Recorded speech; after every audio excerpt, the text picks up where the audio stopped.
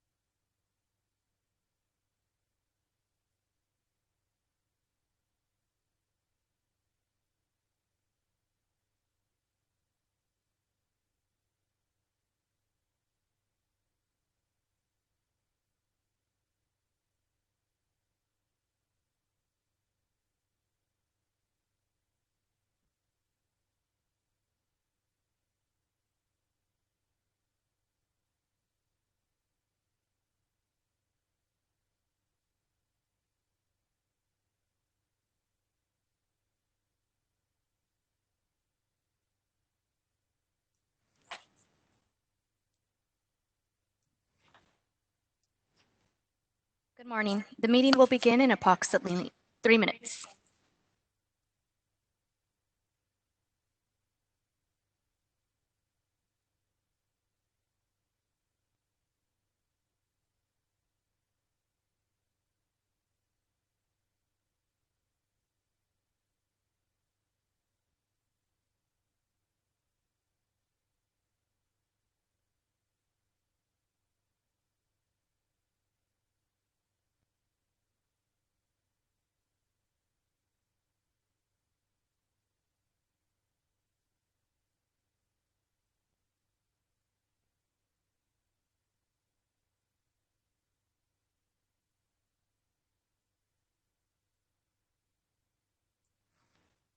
Laura Iannacone, can you hear me?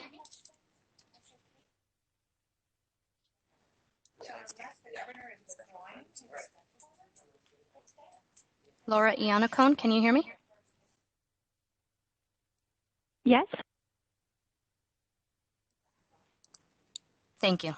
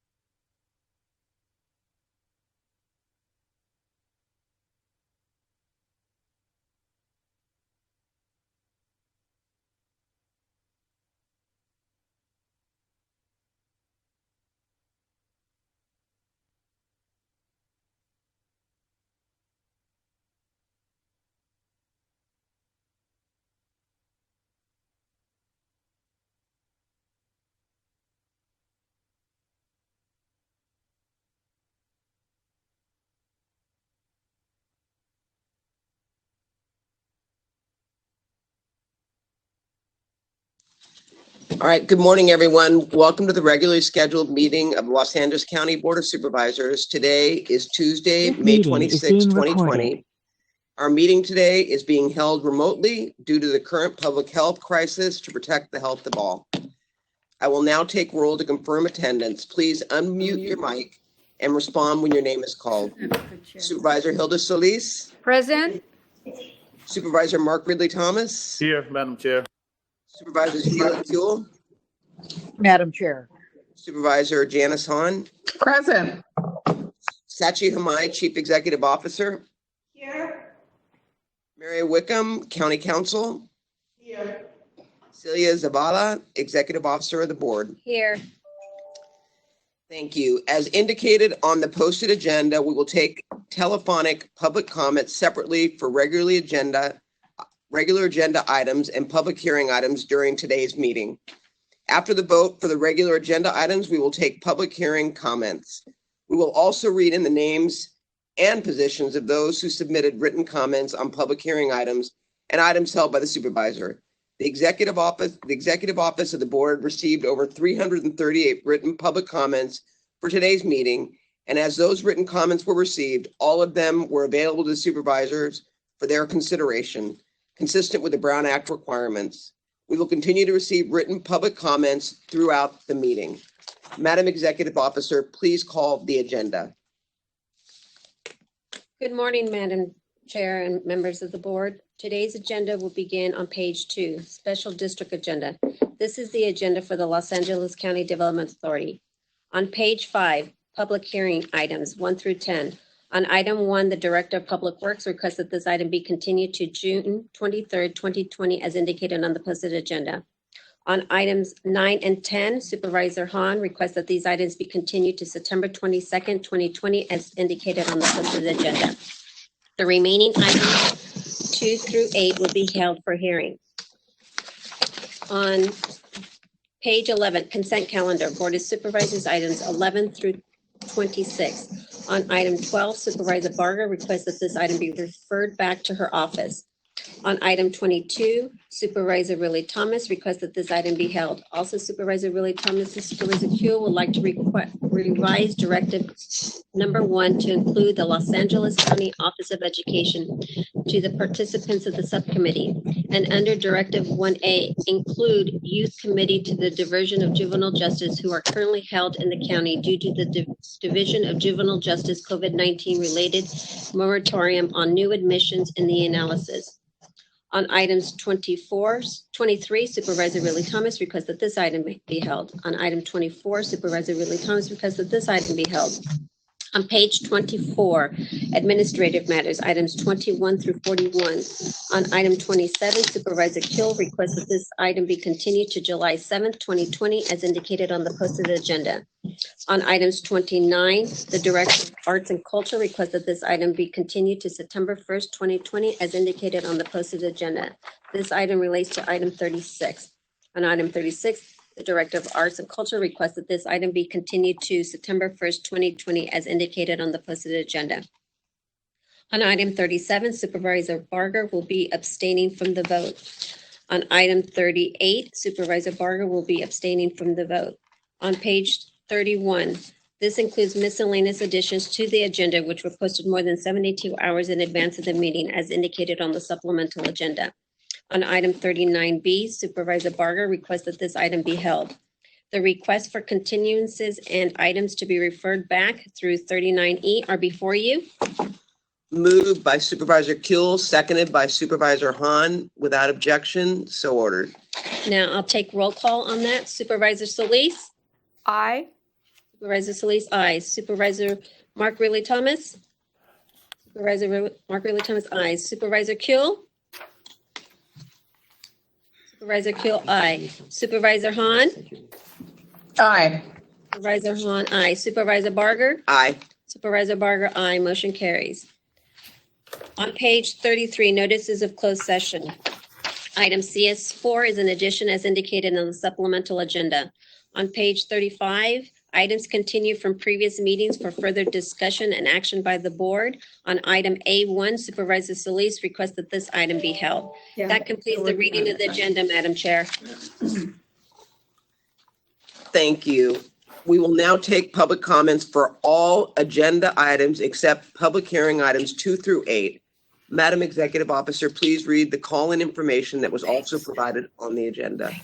As indicated on the agenda, members of the public wishing to offer public comment should call 877-226-8215 and use participant code number 713-8614. To repeat, please call 877-226-8215 and use participant code number 713-8614. Thank you, Madam Executive Officer. Now, will you please explain our speaking rules to those members of the public who are calling in to address the board? To members of the public calling in, when it's your turn to speak, please state your name and which agenda items you wish to speak on. You have 1 minute to speak on one agenda item or 2 minutes to speak on 2 or more agenda items. In addition, those who would like to address the board with general public comment will be provided 1 additional minute for a maximum total up to 3 minutes per person for all agenda items, including general public. We will allocate up to 60 minutes for public comment on all of the items. If there are no speakers waiting before 60 minutes have lapsed, we will close public comment. We will continue to accept all written comments that come in during the meeting, which will become part of the record. When speaking on the agenda items, you must be on topic. Our goal is to get through as many speakers as we can. If you're not speaking on topic, or if we cannot tell if you're speaking on an agenda item, you will get 1 warning from County Council or the chair. If you do not immediately or clearly get on topic, or if you stray off topic again, you will forfeit the rest of your time and the chair will move to the next speaker. Please note that if you're also listening to the board meeting on a computer or speakerphone, you will need to turn down the volume on those devices as soon as the moderator calls on you. If you do not turn down the volume, there will be an echo. Mr. Moderator, may we have the first speaker, please? And just as a reminder, to address the board, please press 1, then 0 at this time. We do need you to press 1, then 0 to place your line in queue for comment. Our first question is Yvette Diaz. Please state the regular agenda items you are addressing today and whether you will address on general public comment. You may begin.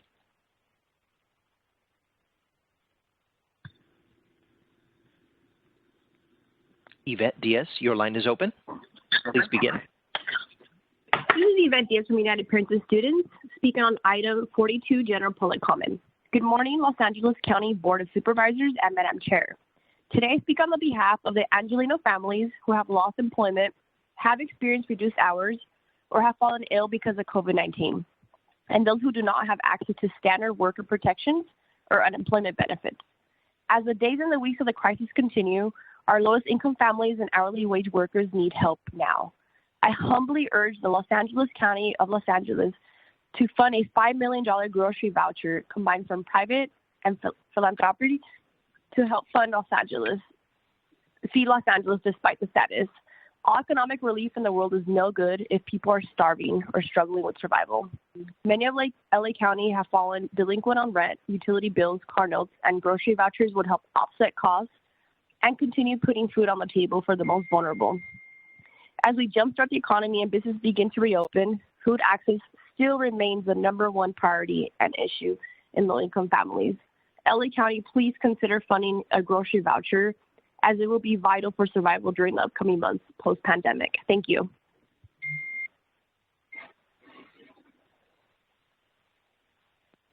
Next speaker.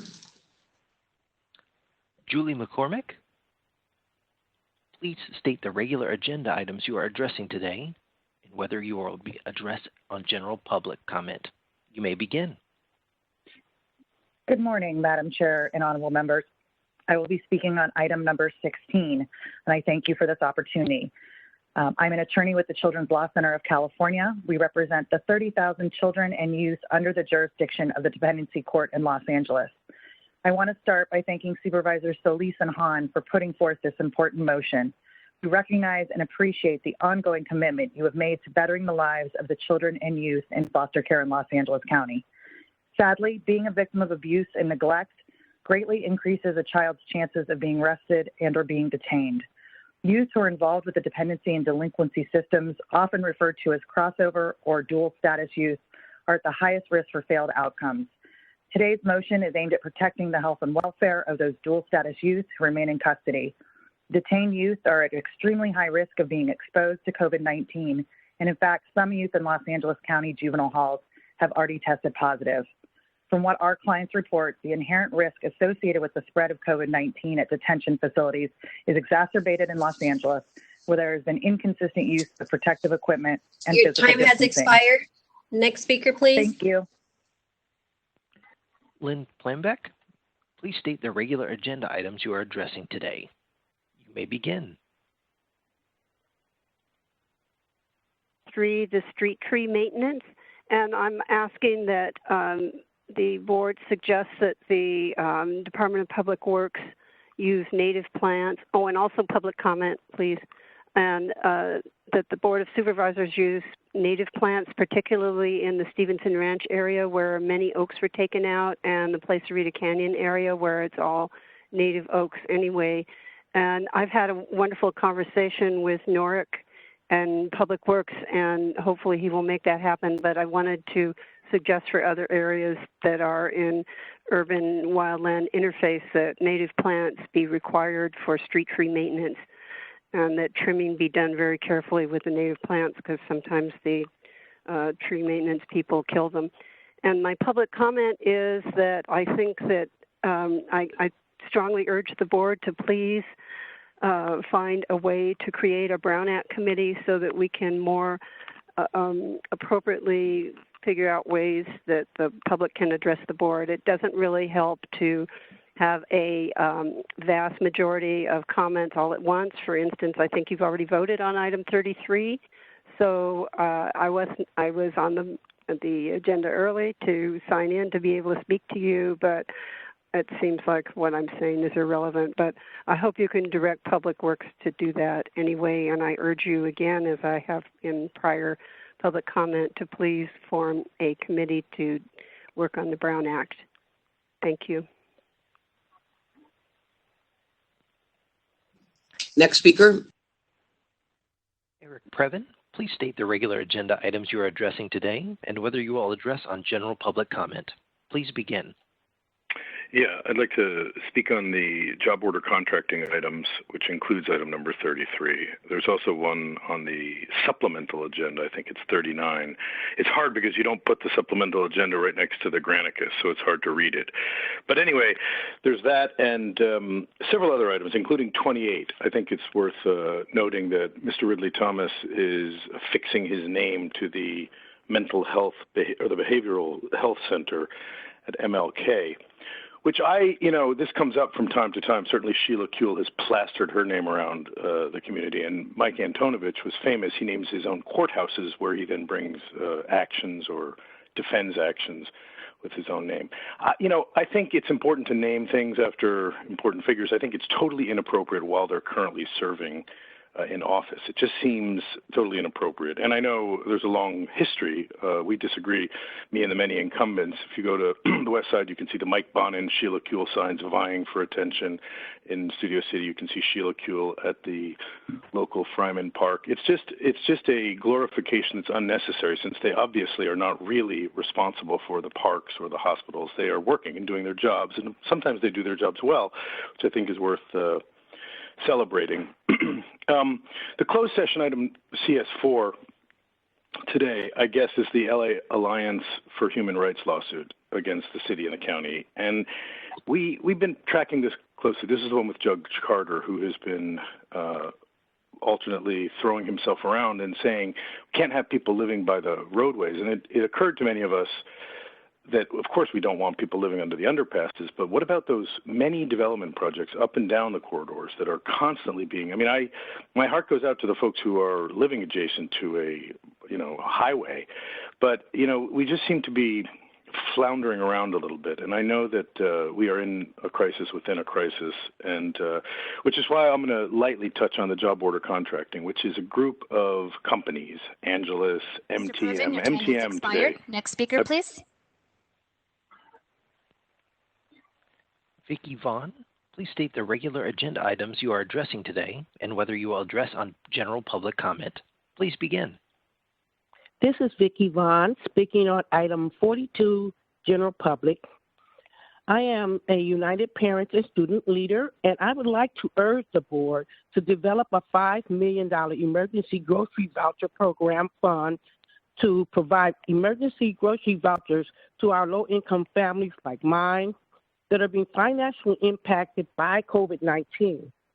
There are 3 adults living in my house, but there's only one income since the closure of businesses due to COVID-19.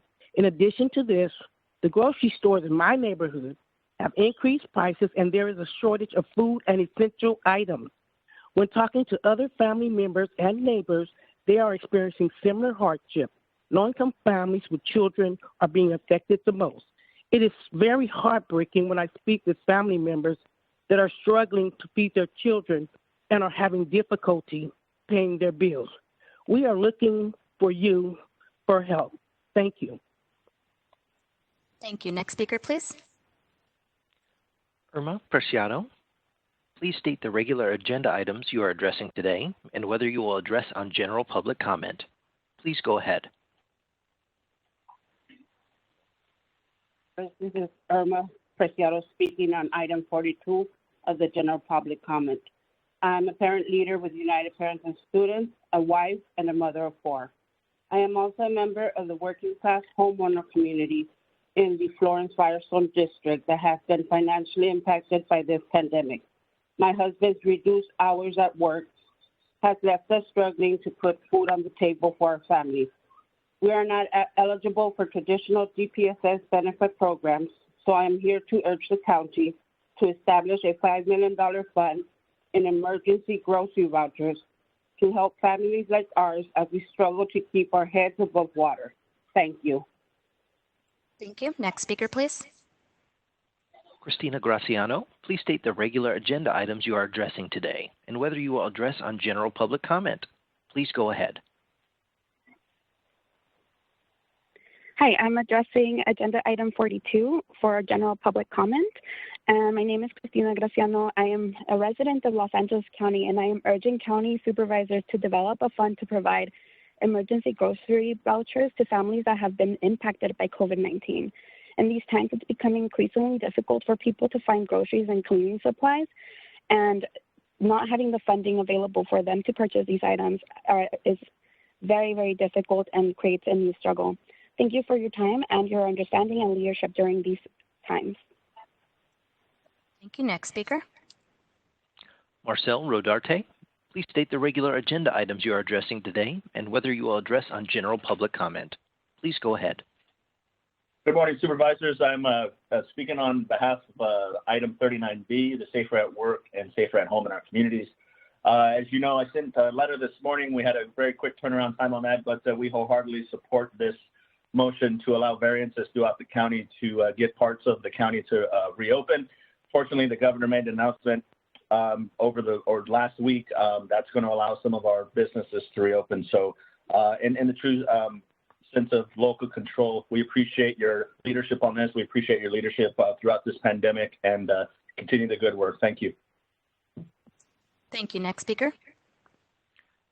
Donovan Garcon, please state the regular agenda items you are addressing today and whether you will address on general public comment. Please go ahead. This is Jonathan Garcon speaking on item 42, general public comment. Good morning to everyone on the board. My name is Jonathan Garcon, and I'm a United Parents and Students leader, and I'm here today on behalf of all the people who are struggling to put food on the table to strongly urge the LA County Board of Supervisors, together with philanthropic partners, to develop a $5 million fund to provide emergency grocery vouchers for low-income families without a job and without income due to COVID. And those that vouchers should be for those not included currently served by traditional DPSS programs. Looking at the data coming out of USA Thorne's Understanding Coronavirus in America, it shows that Angelenos are significantly higher than the national average, have lost their jobs, and less than half the residents in the area still held a job in LA. Creating this voucher program would provide much needed relief to all of our community members who are currently struggling to put food on the table. And thank you for addressing this. Thank you. Next speaker. Drew Boyles, please state the regular agenda items you are addressing today and whether you will address on general public comment. Please go ahead. Item 39B only. Good morning, supervisors and staff. Thank you for your time. I'm the mayor of El Segundo, Drew Boyles. I want to actually offer a wholehearted and unanimous support as a council for the Safer at Work and Safer in Our Communities motion made by Supervisors Barger and Hahn this morning. And we sent a letter on May 21st with a specific request to Supervisor Hahn to eliminate retail curbside only restrictions and allow South Bay businesses and restaurants to reopen under state and county phase 3 guidelines. And while LA County is under stage 2, as you all know, there are less affected parts of the county in terms of the pandemic, such as the South Bay in general and El Segundo in particular. We should be allowed to forge ahead in the less restrictive aspects of stage 3. And we are able to attest that we are able to protect the public and essential workers. We've had 32 total cases and 2 active as recently defined by our fire chief. And we also stood up an all-hazard incident management team. Next speaker, please. Gina Viola, please state the regular agenda items you are addressing today and whether you will address on general public comment. Please begin. Hi, I'd like to speak on item 12 and general public comment, please. Good morning. My name is Gina Viola and I live in Hollywood. I urge the Board of Supervisors to vote no on item 12. Do not postpone the planned minimum wage increase. We need high levels of spending to boost economic recovery, and we can't do that by taking away a raise that working families have been counting on. This has been years in the making. You cannot delay this now. Frankly, we've been working on this for so many years. $15 an hour isn't even enough. We need to start a new push for something closer to $25 an hour. So please don't go backwards and make workers shoulder the federal government's failure to provide relief to small businesses and communities. Thank you. For my public comment, I would like to talk about the fact that we are reopening stores, and I just heard one employer talk about assurances of keeping the public and his workers safe. Will all retail workers, will you validate that they have health insurance? I don't feel anybody can go back to work unless we know for sure they have health insurance, because people are going to get sick. There's no way to avoid that. They need to be able to go to the doctor when they get sick. It is time for LA to look at universal health care as a county. If the federal government's not going to do it for us and the state's not going to do it for us, then let's follow in San Francisco's footsteps and do it here in LA County. Universal health care in LA County. Thank you very much. Thank you. Next speaker. Patricia Russell, please state the regular agenda items you are addressing today and whether you will address on general public comment. Please begin. Item 21, 24, and public comment. Item 21 about the skilled nursing facilities, I'm very much in favor of that.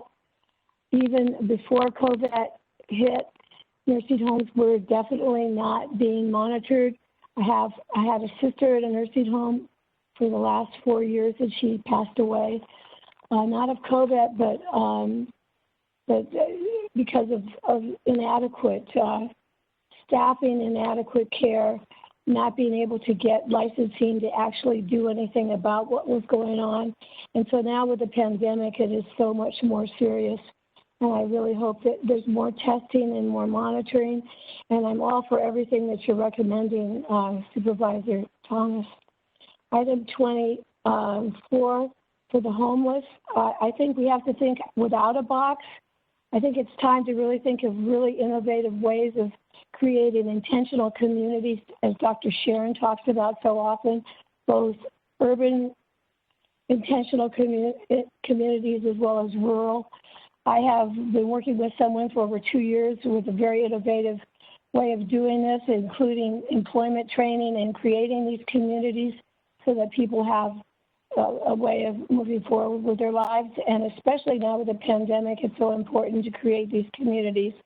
and with that in mind. And then with the public comment, I'm a small-time landlady. I own 4 properties. 2 are now not able to pay rent because of the COVID emergency, and I'm afraid of losing my homes. I'm in Supervisor Sheila Kuehl's district, and I'm told that's one of the 2 districts that don't get any help for the landlord's pandemic crises, and I don't understand why. I really hope and pray that you don't keep going with the moratorium unless there's help for landlords so they don't lose their properties and so that we can actually eat, because that's my only income. I'm a senior, but my only income is 4 rental properties. I'm missing half of my income. Thank you. Thank you. Next speaker. Mark Hemstreet, please state the regular agenda items you're addressing today and whether you will address on general public comment. You may please begin. Thank you. I'd like to address agenda item number 12. Good morning, Madam Chair and Supervisors. My name is Mark Hemstreet. I'm the CEO for the Lancaster Chamber of Commerce. And I want to talk a little bit about the recommendation to hold off on our minimum wage and to align it with our state minimum wage, which I think is an excellent idea. So the 2 main points that I will address. Point number 1 is that during this pandemic, during the closures, our businesses and our communities are very, very close to not being able to stay open or reopen. I've talked to a number of businesses in the outlying areas of Little Rock and Court Hill and some of these areas that these businesses just, they did not have the capital, to hold them out for 2-3 months of no business. And then shouldering an increase on their minimum wage to their employees is really difficult. And it's just, some of these businesses just, we're gonna shut down businesses if this continues. They don't feel they can Your time increase. has expired. Next speaker, please. Thank you. Mayor Patrick Furry, please state the regular agenda items you are addressing today and whether you will address on general public comment. Please begin. I'm calling on support of item 39B. Madam Chair, Barger, and members of the board, I'm Torrance Mayor Pat Fury. We submitted a detailed letter of all the reasons why we support this motion by Chair Barger and Supervisor Hahn. But I don't have to tell you there's 88 separate and distinct cities within our county, and we all believe that we are different and distinct, and we believe for those reasons we are best to understand the abilities to open up our business, open up our cities as much as possible. Sacramento doesn't understand the size and girth of our county, more than 10 million people and more than 4,500 square miles. So I fully support your motion, and thank you very much for bringing it forward. Good luck with this. Thank you. Next speaker. Just a reminder, 1 followed by 0 if you'd like to place yourself in queue for public comment. Next, we have Devin Wolf. Please state the regular agenda items you are addressing today and whether you will address on general public comment. Please begin. Good morning, everyone. I am addressing item 39B as a business owner of 2 businesses in the city of Agoura Hills. We are hoping for a variance as there has been 0 COVID deaths in our city, and we've had to shut down 2 restaurants, including bars, and have only moved to takeout, which has caused a huge financial strain as well as laying off several employees. We know we're very close to Ventura County that has reopened, and we are just looking to move into their same footsteps, obviously following very carefully with guidelines from the CDC. Thank you for your consideration. Thank you. Next speaker. Jasmine Briones, please state the regular agenda items you are addressing today and whether you will address on general public comment. Please begin. Hi, I'm addressing item 42, and it's for a public comment, general public comment. My name is Jasmine Briones, and I'm a resident of Los Angeles County. I am urging county supervisors to develop a fund to provide emergency grocery vouchers to families that have been financially impacted by COVID-19. During this time, I've seen families and friends lose jobs and therefore finding it difficult to pay bills and put food on the table. This fund would help many of the residents in your district. Thank you for your time.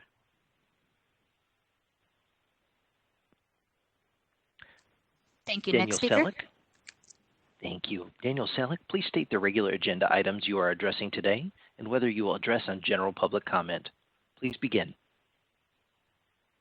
Hi, my name is Daniel Selleck, and I'm speaking in support of item 39B. I am the owner of the shops at Westlake Village, and I'm representing about 30 tenants in the center. We are located immediately adjacent to Ventura County, and their businesses opened last Thursday, which put our tenants at a distinct disadvantage.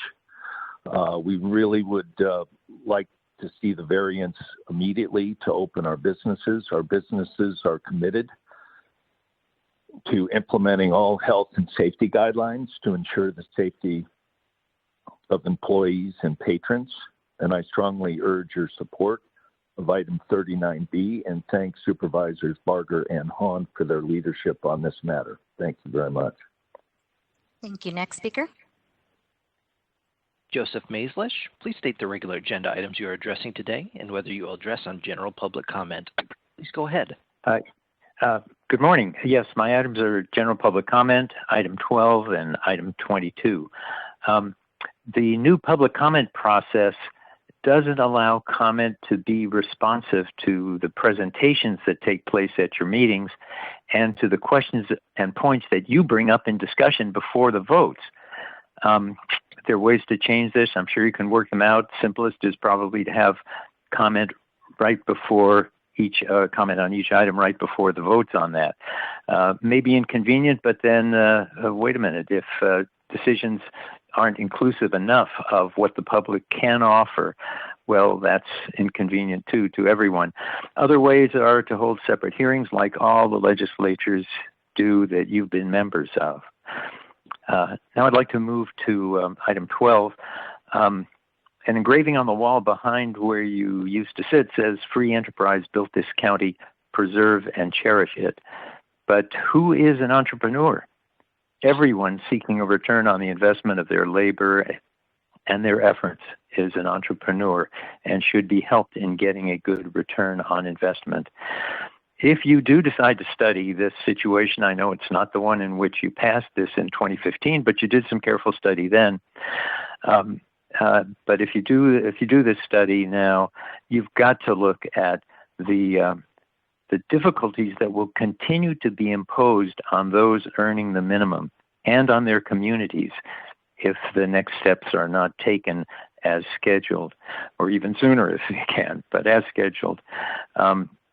Inequality is behind some of the extreme damage that the pandemic is doing, and it does its own damage all the time, pandemic or not. I understand that there may be some challenges to jobs in some businesses. They certainly need support, but the cost of that support should not be preventing an increase for the people who need it. We've got people in the county that earn or get in a day what others get in a year at the minimum if they're working full time. And by the way, if some jobs are lost, some jobs are increased because there's greater purchasing power going to those people who are getting the increased minimum. You can do other things too that are a wage relief to everybody, including employers, like campaigning for universal access to medical care. Now, item 22, preparation for the closure of DJJ. This sounds like a public safety realignment of 2011, except this time for youth, a shift to people and costs to the counties. I agree, the motion says very well, and thank you, all of you and the advocates for giving the county a running start in some of the measures that have been adopted and the studies with public participation that are being done. I'm a member of LA Regional Reentry Partnership Steering Committee. And Thank you. Next speaker. Jamie Garcia, please state the regular agenda items you are addressing today and whether you will address on general public comment. You may begin. Good morning. This is Jaime Garcia with the Hospital Association of Southern California, representing 93 hospitals in Los Angeles County, and I'd like to provide comment on agenda item number 23. Guarding the public health and safety of seniors, disabled individuals, and caregivers in skilled nursing facilities is a major concern. Now, unfortunately, nursing facilities have become the epicenter of the COVID-19 epidemic. It is in our collective interest that the board work to support SNFs, given that they are an important community resource for individuals post their inpatient hospitalization. The acute care hospitals are already seeing decreased skilled nursing bed capacity, and further reductions will delay hospital discharges. As the county moves to adopt this motion, we respectfully request that the Inspector General work to ensure that testing and cohorting plans are operationalized at these facilities, but also that the IG also position themselves as a collaborative resource to improve infection prevention and inpatient safety, and avoid punitive philosophy where these facilities can be deterred from seeking guidance and assistance when they're in need. Thank you. Next speaker. Selena Gonzalez, please state the regular agenda items you are addressing today and whether you will address on general public comment. Please begin. Good morning. I'm speaking on item 42, general public comment. My name is Selena Gonzalez, senior at Locke High School and a United Parents and Students leader. I'd like to urge the LA County Board of Supervisors to create a $5 million fund to provide emergency grocery vouchers for low-income families like mine that have been impacted by COVID-19. My family would benefit from this fund because my dad is the primary provider for my household, but since this epidemic breakout, he has not been able to work, which has left my family running out of resources. This fund would also benefit my community because we are low-income families, and this breakout just makes it that much more difficult for us to work and get income. This fund would be a huge help. My community and I would greatly appreciate it. Thank you. Thank you. Next speaker. Ned Davis, please state the regular agenda items you are addressing today and whether you will address on general public comment. Please go ahead.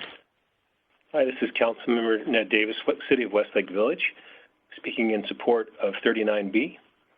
The City of Westlake Village urges your strong support for the motion being put forth to work with the State of California to obtain a variance on behalf of interested cities, including Westlake Village, to take all steps to pursue a variance for Los Angeles County as a whole.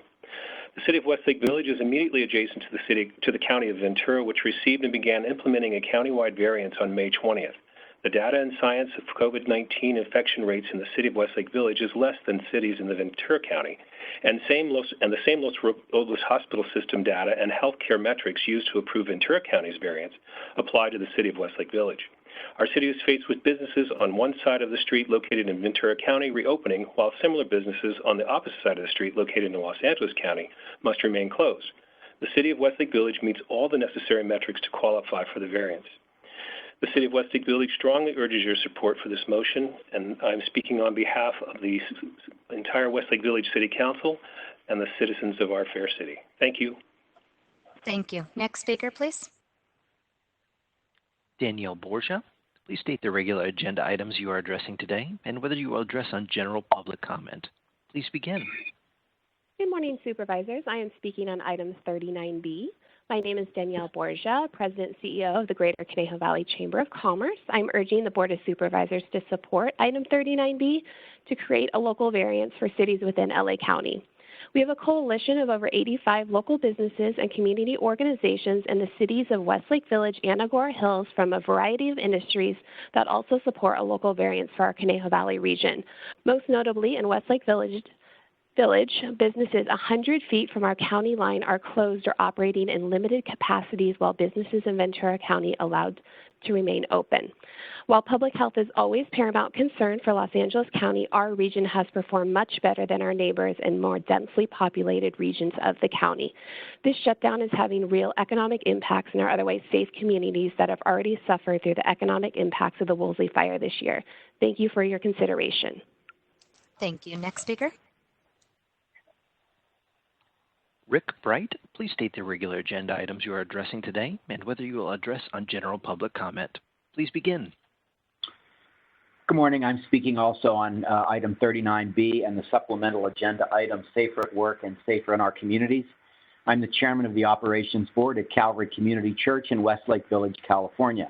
And we strongly encourage the board to push forward on this variance for the Westlake Village and Agora Hills area.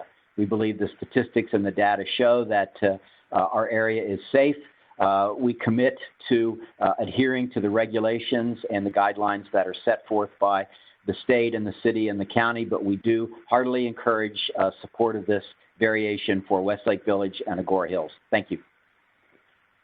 Thank you. Next speaker. Esther McIntyre, please state the regular agenda items you are addressing today and whether you will address on general public comment. Please go ahead. Yes, can you hear me? Yes, we can. Please go ahead with comment. Okay, my name is Esther McIntyre, and I'm calling in support of agenda number 39B. Thank you for this opportunity. I own My Health Studio in Westlake Village, and we feel that obtaining a variance for the city of Westlake Village is of the utmost importance. As has been stated, we are on the border of Ventura County, whose businesses opened last week. We are, in fact, just across the street. The businesses in Westlake Village, many will not be able to last if we cannot obtain this variance. Our survival rate is 100%, as has been stated earlier, and I have been here for 15 years in this city. We are prepared to open going above and beyond the safety requirements, and I just thank you for your consideration and support of 39B. Thank you. Next speaker. Veronica Espinosa, please state the regular agenda items you are addressing today and whether you will address on general public comment. You may begin. Estoy hablando por el artículo 42, comentario público general. Buenos días, me llamo Verónica, tengo 2 hijas. Antes de la pandemia trabajaba en el centro de Los Ángeles, pero debido al COVID-19 perdí la única fuente de trabajo. Y es muy difícil para mí porque me quedé sola, mi esposo lo deportaron y con las niñas aquí en la casa consumen mucho más comida de lo normal y todo ha subido demasiado de precio y quiero pedirle a los supervisores del condado de Los Ángeles que desarrollen un fondo de $5 millones para proporcionar vales de despensa a familias de bajos recursos que han sido afectadas así como yo por el COVID-19. Muchísimas gracias. Hi, I'm calling regarding item 42 and the general public. My name is Veronica. I'm calling because I have a job downtown, which I have lost. Also, my husband was deported and they eat more than they used to, and I am unable to keep food on the table. I'm asking that you give money to support us for food and items like this. Mr. Moderator, we completed our current interpretation. I turn it over now to you to continue with additional speakers. Thank you. David Gasper, please state the regular agenda items you are addressing today and whether you will address on general public comment. Please begin. I don't have an agenda item that I wanted to address. I just wanted to be able to make comments to the board. Is that still okay? Yes. Okay, thank you. I just wanted to bring something to the board's attention. My name is David Gasper. I live in the city of Santa Clarita. On March 2nd, I became ill and I had to call 911. I was transported to the hospital in an ambulance owned by AMR, which stands for American Medical Resources. 3 weeks after that, I received a bill from them that totaled $2,551. The bill states that I was transported 5 miles, and that comes out to a charge of $510 per mile. I've spoken to AMR regarding the excessive charges, and they will only refer me to work with my insurance company. I've gotten no redress to my grievances on this. I decided to reach out and ask the board if they would please consider recommending an investigation into AMR and their billing practices. They have a monopoly here in the city of Santa Clarita of when they transport patients. I feel that $2,551 is obscenely overpriced to drive somebody 5 miles to the hospital. Your time has expired. Next speaker, please. Madam Chair, this is Supervisor Hahn. Can I say something? Yes. So, I was thinking there's been a couple of public comments where if we were in the boardroom, we would find out where the person lived and there would have been that constituency advocacy group in the back, and we would say, can you go back there and let us see if we can help you? Is there a way that our executive officer can triage some of these public comments? Yes, on that one, he's a Santa Clarita resident, and I've got his name, and we're going to contact him. So yes, I was going to make that comment when he was. Okay, but there's been a couple that I was thinking could use some help. And it would be nice if our executive officer could already be triaging these folks for some additional help. And she is and will triage to the appropriate offices where the constituents reside. Thank you, Madam Chair. Thank you. Next speaker. Emily Cabral, please state the regular agenda items you are addressing today and whether you will address on general public comment. Please begin. My name is Emily Cabral, and I'm here to comment on Agenda Item 39B in support of issuing a variance within LA counties for reopening small businesses. I am a small business owner who has been greatly impacted by the closure of my business, and as has been stated before, the measures by the state and by LA County do not accurately represent our cities and our communities. We have only had 33 cases of COVID in total and 0 deaths in Agora Hills. I run a very small business that serves a very small portion of the population, and yet I'm unable to do so, as are many other businesses. As our area has been hit greatly, as mentioned before, by the Woolsey fires and other economic hits, it will be very hard to recover from this, even being allowed to open early. So we greatly request that you push forward on this, and thank you so much for your support and for your time. Thank you. Next speaker. Donald Ferris, please state the regular agenda items you'll be addressing today and whether you'll address on general public comment. Please begin. Good morning, County Board of Supervisors and Madam Chair. I'm calling to support item 39B on the supplemental agenda. I would like to echo most of the people who have spoken, including Councilman Davis and Dan Selleck, regarding opening up Westlake Village. You've been educated that we're in northern LA County, 100 yards away. The Westlake Village Inn sits, and all the other businesses are open in Ventura County, and we're not. I mean, I think that, basically 60% of the population of LA County is outside of the city of LA. And so therefore, I think we have the rest of the county is being punished by the city of Los Angeles. Westlake Village has 6 cases, no deaths, no cases in the last 30 days. And we would love for you to allow us to open up under specific health guidelines, including outdoor dining. I mean, we're in a position where many businesses will not survive even when the current PPP government limitations. Your time has expired. Next speaker, please. Nancy Marks, please state the regular agenda items you are addressing today and whether you will address on general public comment. Please go ahead. Hi, I'm addressing 39B. My name is Nancy Marks, and I'm the owner of a glass art studio in Westlake Village. We are very unique. We offer classes in mosaic, stained, and fused glass. I was only open for 6 weeks before the pandemic. This business is my dream, to open a local neighborhood place to be creative and inspired.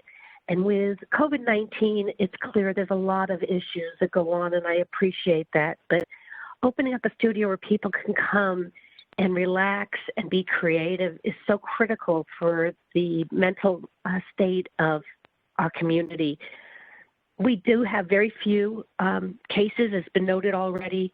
It will be hard as I have to open up and be smaller, but I still want to drive my business, and I hope I can survive. But I need to open soon, or I'm never going to make it beyond my 6 weeks. Thank you. Thank you. Next speaker, please. Armando Flores, please state the regular agenda items you are addressing today and whether you will address on general public comment. Please begin. Good morning. This is Armando Flores with the Valley Industry and Commerce Association, speaking on item number 12, Want to thank Supervisor Barker for introducing this motion to delay or postpone the minimum wage increase. It's obvious that a number of businesses in the LA County area are struggling to stay alive, and as we begin to reopen and look at reopening our economy, this is going to be a huge help for them. So we thank Supervisor Barker, and we urge the rest of the board to support this motion. Thank you. Thank you. Next speaker. Eva Greiner, please state the regular agenda items you are addressing today and whether you will address on general public comment. Please go ahead. Thank you. I'm addressing item number 16. Good morning, Supervisors. I'm an attorney speaking on behalf of Loyola Law School Center for Juvenile Law and Policy in support of this motion.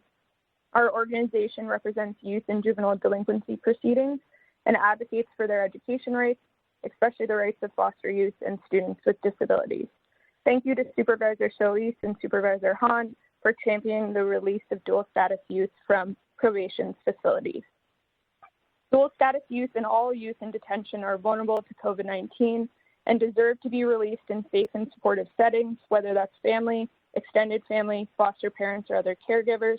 Probation halls, camps, and Dorothy Kirby Center are not rehabilitative and safe for our children. We support this motion's call for probation to use its authority to release dual status youth wherever possible and host multidisciplinary meetings to facilitate that process. We ask those meetings happen as soon as possible for every detained dual status youth, and all parties mobilize county resources to safely place, house, and support our young people, their caregivers, and families. The Center for Juvenile Law and Policy supports this motion, and thank you for your time. Next speaker. Genevieve Cleverell, please state the regular agenda items you'll be addressing today and whether you will address on general public comment. Please begin. Yes, I will speak to item 23 and 24. I am very much in favor of creating someone to overlook what's going on in a nursing home. It's really scary what's going on, and I cannot understand why Dr. Ferrer decided to only test only 1/3 of the patients in nursing home. That don't make any sense at all. Last week, I mailed a few articles to the board on how to deal with those issues that I've done in the past, and I would like very much to be involved with that project. And so thank you for bringing that item. It needs to definitively be taken immediately. Too many people have died already in the nursing home, and it's not time we need to let it go by. So please look at the information I sent you and keep me posted and keep me involved. Thank you. Thank you. Next speaker, please. Monisha Parker, please state the agenda items you are addressing today and whether you will address on general public comment. Please begin. My name is Monisha Parker. I want to speak on general comment. I'd like to, hear from Dr. Davis, the health officer in the Department of Public Health versus Dr. Ferreira, because, we like to hear the data, the infection rate, the, things like that we want to hear from him to reopen safely, And then another thing, I just want to thank Janice Hines for the letter that she sent to the governor about reopen, businesses, whatever. So I just want to thank her for doing that, and I really appreciate that.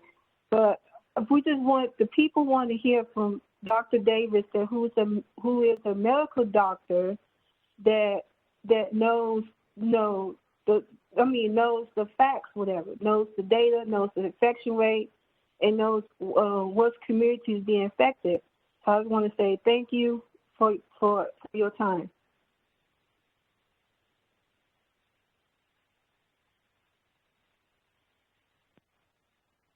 Next speaker, please. Thank you. And just a reminder, pressing 1 followed by 0 to queue up here for comment. Next, we have Al Hart. Please state the regular agenda items you are addressing today and whether you will address on general public comment. Please begin. Yes, good morning, Madam Chair and Board of Supervisors, and thank you for your time. This is regarding agenda item number 26 to appoint assessment hearing officers. Please appoint Philip Chen, Heather Eastman, and many others as hearing officers for property assessment appeals to increase the pool of qualified officers available to hear appeals. Many landlords have been waiting well over 9 months of assessment appeals, and now with COVID-19, this has tremendously impacted landlords further. Many of them not being able to collect rent has severely impacted property values. Many owners have had their hearing rescheduled many times, mainly because the appeals office has been closed. I urge you to please keep the June 5th date as the hearings will start again. This will drastically improve landlords and maintain their expenses as they work with their tenants to figure out a payment plan. And for public comment, I would just like to mention that it'd be very helpful for tenants and for landlords to include rent vouchers, not just for unincorporated areas, but all of Los Angeles County. Landlords have been the only small business that has not qualified for any kind of state or federal. Expired. Next speaker, please. Douglas Jessup, please state the regular agenda items you are addressing today and whether you will address on general public comment. Please go ahead. All right, yeah, so I'm Douglas Jessup. I'm here to support item number 22, and I'm with Anti-Recidivism Coalition. So the reason why I support that is because taking money from the actual state and putting it into local communities, I think is the best way to actually address mass incarceration. And in this case, it would actually be the youth. It gives there's an ability to allocate funds to organizations that creates rehabilitative purposes rather than punitive purposes when we're dealing with the youth and well, essentially their behavior. So I mean, with the Anti-Recidivism Coalition, it's a great start to address reentry, and for the youth, being able to fund organizations that do the same thing would be just very helpful. And then just the counties themselves having the funds and the ability to govern what's occurring in their county would actually just be a lot more beneficial. Just makes it enables accuracy, it enables thorough processing, and really your time has being expired. able to rehabilitate. Next speaker, please. Colette Chow, please state the regular agenda items you are addressing today and whether you will address on general public comment. Please begin.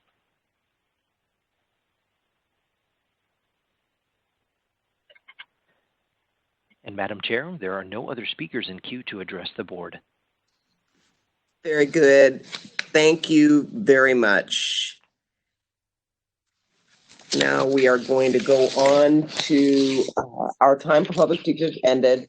Thank you to all that have called in to speak. If you were unable to provide your comments, you may submit written comments as indicated on the agenda. We will continue to accept all written comments that come in during the meeting, which become part of the record. And as indicated, people that called in that had specific issues, we will provide the information to the appropriate board office to follow up on the constituents' concerns. If there are no objections to moving forward with that, Madam Executive Officer, please indicate the agenda items numbers on which we will be voting. The items before you are item 1D, 11, 13, 15, 18 through 21, 23, 25, 26, 28, 30 through 35, 37 and 38. Supervisor Barger abstains from the vote. 39A, 39C through 39E. Very good. Moved by Supervisor Ridley Thomas, seconded by Supervisor Solis to approve these items. Madam Executive Officer, please call the roll. Supervisor Solis? Aye. Supervisor Solis, aye. Supervisor Ridley Thomas? Supervisor Ridley Thomas, aye. Supervisor Kuehl? Aye. Supervisor Kuehl, aye. Supervisor Hahn? Aye. Supervisor Hahn, aye. Supervisor Barger? Aye. Supervisor Barger, aye. Motion carries 5-0. Thank you. Today we will take up public hearing items 2 through 8 first, and then items held by the supervisors, including items 22, 23, 24, 34B, and finishing up with A1. Before we take up public comment on the public hearing items. The executive officer will read the short titles of each public hearing item. In addition, we will hear from the departmental statements for items 2 through 5.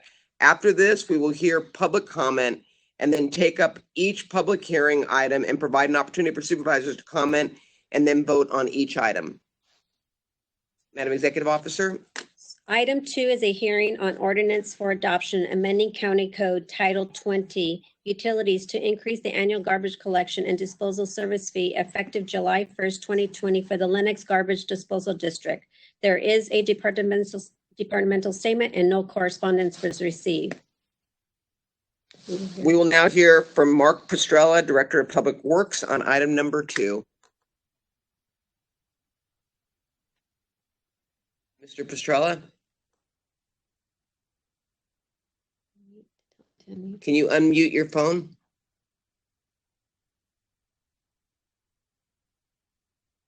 Is Mr. Pastrella on? All right, is he speaking on item number 3, Madam Executive Yes, Officer, so as well? we'll go. So go ahead and read item number 3, and then we'll see if we can correct what's going on with Mr. Pastrella's phone. Item 3 is a hearing on the annual solid waste generation service charge report for fiscal year 2021 to provide continued collection and the current rate.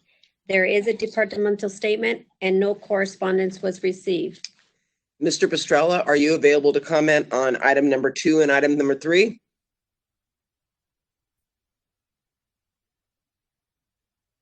Okay, we will move on. And is he on item number 4 as well? Yes, he is. Why don't you just go ahead and read all the items and then we'll have Mr. Pastrella speak. Item 4 is a hearing. Item 4 is a hearing on the annual garbage collection disposal service fee report for fiscal year 2021. There is a department statement and no correspondence was received. Item 5 is a hearing on the levy and collection of annual assessments for all zones identified in the fiscal year 2021 engineers report within County Lighting District Landscaping and Lighting Act 1. There is a departmental statement and no correspondence was received. Those were the items for Public Works. So again, is Mr. Pastrella available?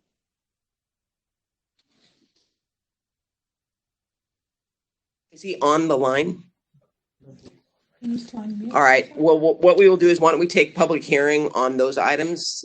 Well, I can read the rest of the Okay, items. go ahead. Item 6 is a hearing to authorize the acting director of internal services to establish new user fees at all county-owned and operated electrical vehicle charging station and adjust rates as necessary.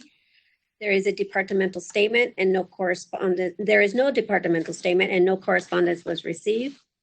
Item 7 is a hearing on ordinance for adoption, amending County Code Title 8, Consumer Protection, Business and Wage Regulation by adding new annual rent registration fees related to the mobile home rent stabilization and rent stabilization ordinance in the amount of $90 for fully covered dwelling units and applicable mobile home space and $30 for just cause only dwelling units in the unincorporated county effective June 25th, 2020.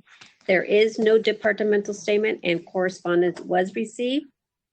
And item 8 is a hearing on ordinance for adoption, amending County Code Title 12, Environmental Protection to adjust the annual fees for hazardous waste generator tiered permitting hazardous material handler, above ground petroleum storage tank, and California accidental release prevention programs for fiscal year 2021. There is a departmental statement and there is no departmental statement and no correspondence was received. So if the board would allow, I'm going to have us take up items 6 through 8, and then we'll come back to Mr. Pastrella. So how do we move forward, Madam Executive Officer? So we can listen to members of the public? Why don't we go ahead and do that on items 6 through 8? On all of them. On all of them? Yes. Okay. So to members of the public calling in, when it's your turn to speak, please state your name. And when public hearing items you wish to speak on, each person will have 1 minute for all public hearing items. We will allocate up to 60 minutes for public hearing comments on all the public hearing items. If there are no speakers waiting before 60 minutes have lapsed, We will close public comment. We will continue to accept all written comments that come in during the meeting, which will become part of the record. When speaking on the public hearing items, you must be on topic. Our goal is to get through as many speakers as we can. If you're not speaking on topic, or if we cannot tell if you're speaking on the public hearing item, you will get one warning from County Council or the chair. If you do not immediately or clearly get on topic, or if you stray off topic again, you will forfeit the rest of your time and the chair will move to the next speaker. Please note that if you're listening to the board meeting on a computer or speakerphone, you will need to turn down the volume on those devices as soon as the moderator calls on you. If you do not turn down the volume, there will be an echo. For those who plan to testify before the board on the public hearing items, please prepare to be sworn in. By addressing the board today and the testimony you may give before this board, you solemnly swear to tell the truth and the whole truth and nothing but the truth, so help you God. Thank you. Mr. Moderator, may we have the first speaker, please? Then as a reminder, to address the board, please press 1, then 0 at this time. We do need you to press 1, then 0 to place your line into queue for comment.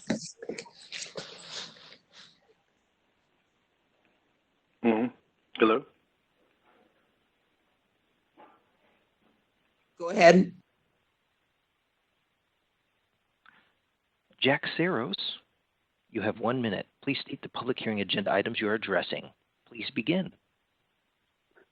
Catherine Barger, I'm speaking on all items. I truly believe that local government is fucked up.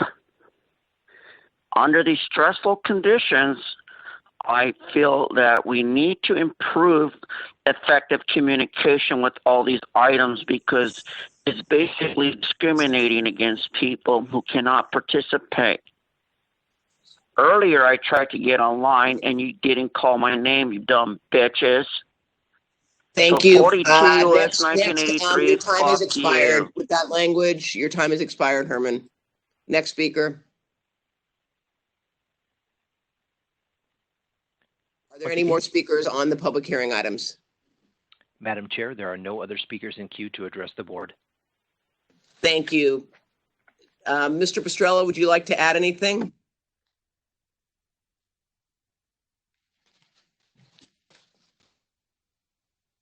I take it that means no. Joe Nikita, would you like to speak on item number 7? Good morning. Good morning, Madam Chair, members of the board. This is Joe Nikita. We have a short departmental statement for item number 7. The item before you this morning is an ordinance to establish fees to operate the newly enacted stabilization and mobile home rent regulation programs for the unincorporated areas, both of which went into effect on April 1st, 2020. Just wanted to note that due to the economic impacts resulting from the COVID-19 pandemic, in addition to seeking your board's approval of the fees ordinance, we're also requesting authority to waive all fees due, provided that landlords register their units by March 31st, 2020.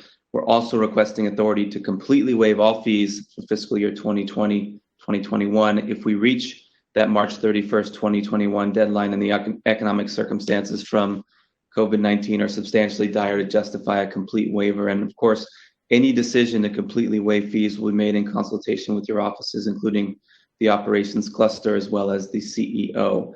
I'm joined today by Dana Pratt, Deputy Director over the Department's Tenant Protections and Rent Stabilization Programs. I'm just going to ask her to stand by if your board has any questions on item number 7. Thank you, Mr. Nikita. So with that, we are now going to take up public hearing items 2 through 8 for discussion by the board, and we will begin with item number 2. Are there any supervisors that would like to make remarks? If so, unmute your mic and begin speaking. Do any of my colleagues like to make any remarks? Hearing none, are there any names of those who submitted for public comment? None? Okay, so now we will, I would be appropriate to close the public hearing and vote on this item. Item 2 is before us. Moved by Supervisor Ridley Thomas, seconded by Supervisor Hahn to approve this item. Madam Executive Officer, please call the roll. Supervisor Solis? Aye. Supervisor Solis, aye. Supervisor Ridley Thomas? Supervisor Ridley Thomas, aye. Supervisor Kuehl? Aye. Supervisor Kuehl, aye. Supervisor Hahn? Aye. Supervisor Hahn, aye. Supervisor Barger? Aye. Supervisor Barger, aye. Motion carries 5-0.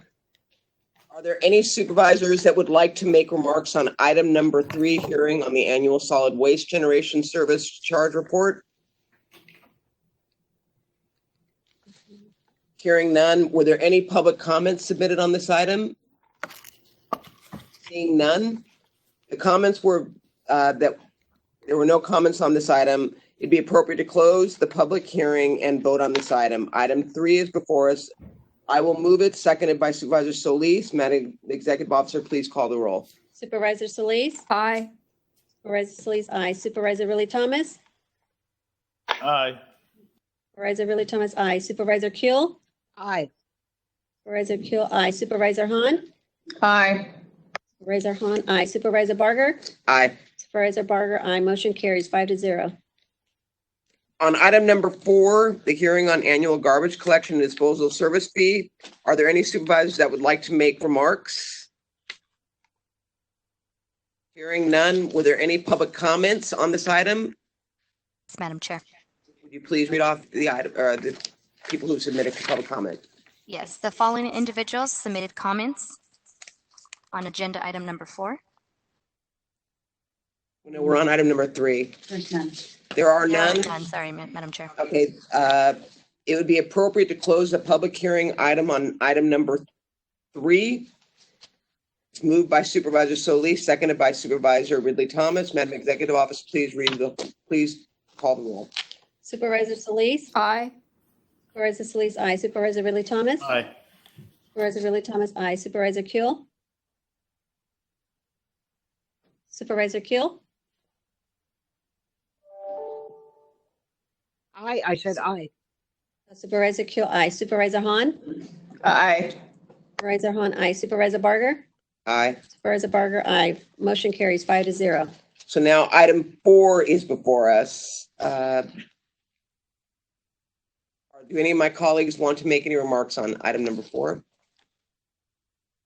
Hearing none, are there any public comments submitted on item number 4?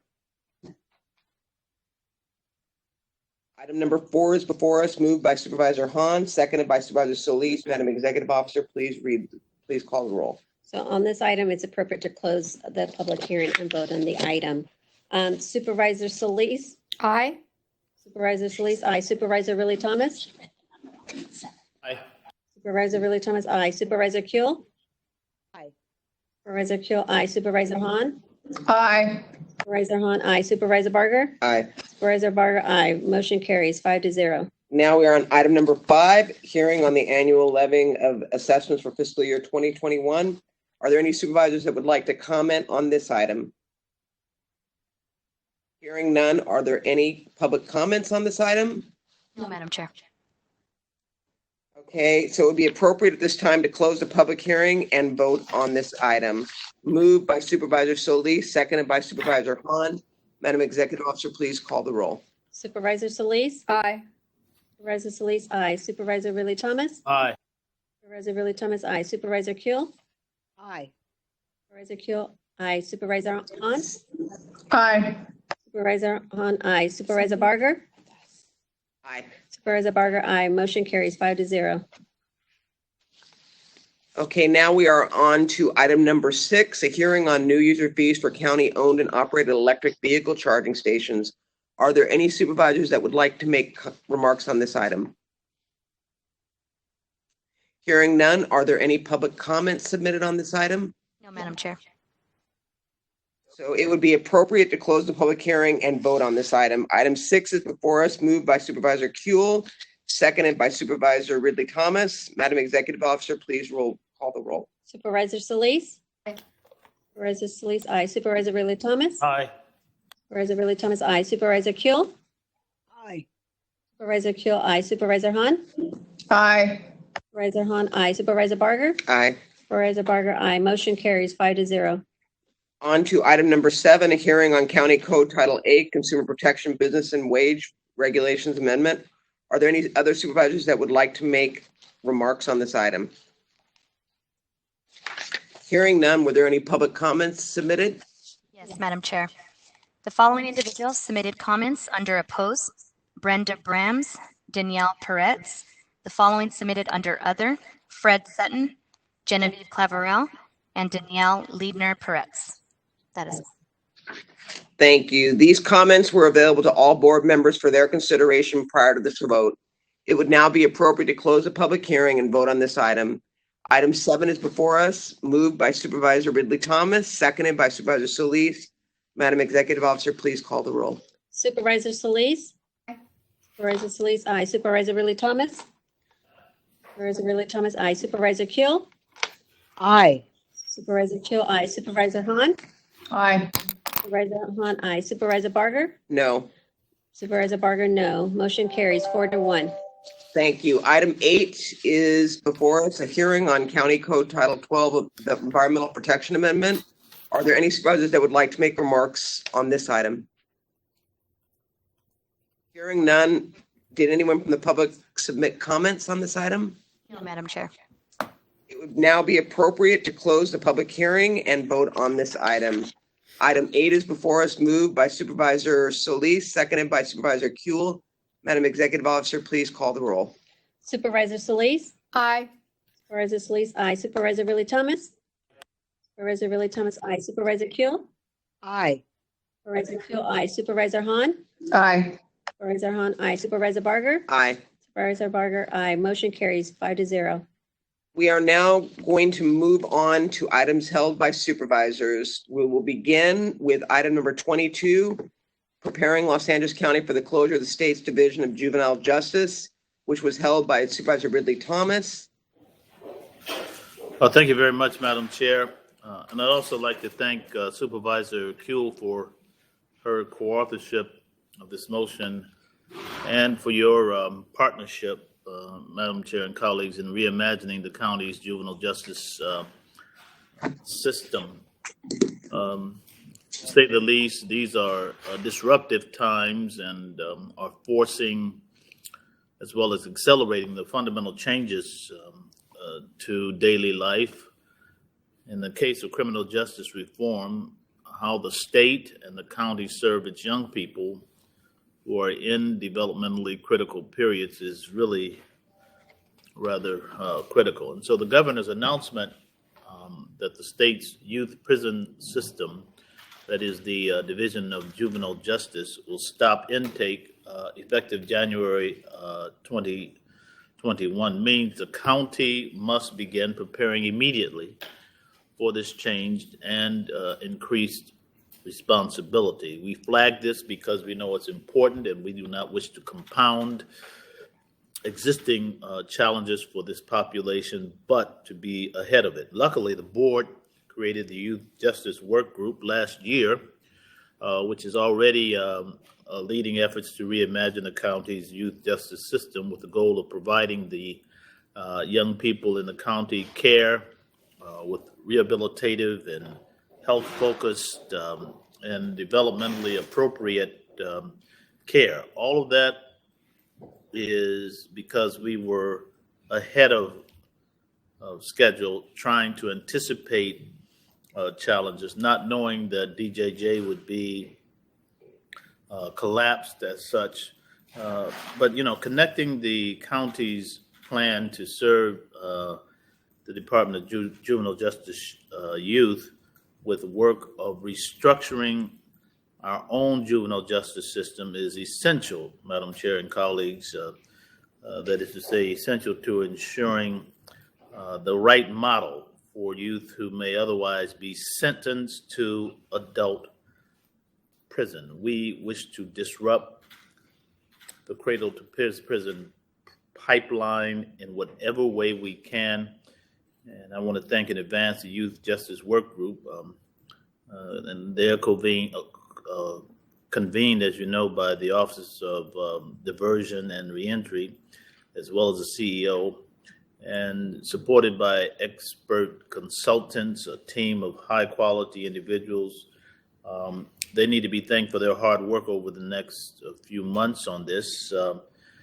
And I want to urge all the county departments, including probation, the public defender, and the district attorney to participate fully and collaboratively in this effort. This is a high time to do the right thing, so that the closure of DJJ poses challenges for the county, and we might as well acknowledge that. But it also brings opportunities to shift away from what is often to be viewed as a punitive approach to a more rehabilitative approach. There's a paradigm, a shift of consequence here.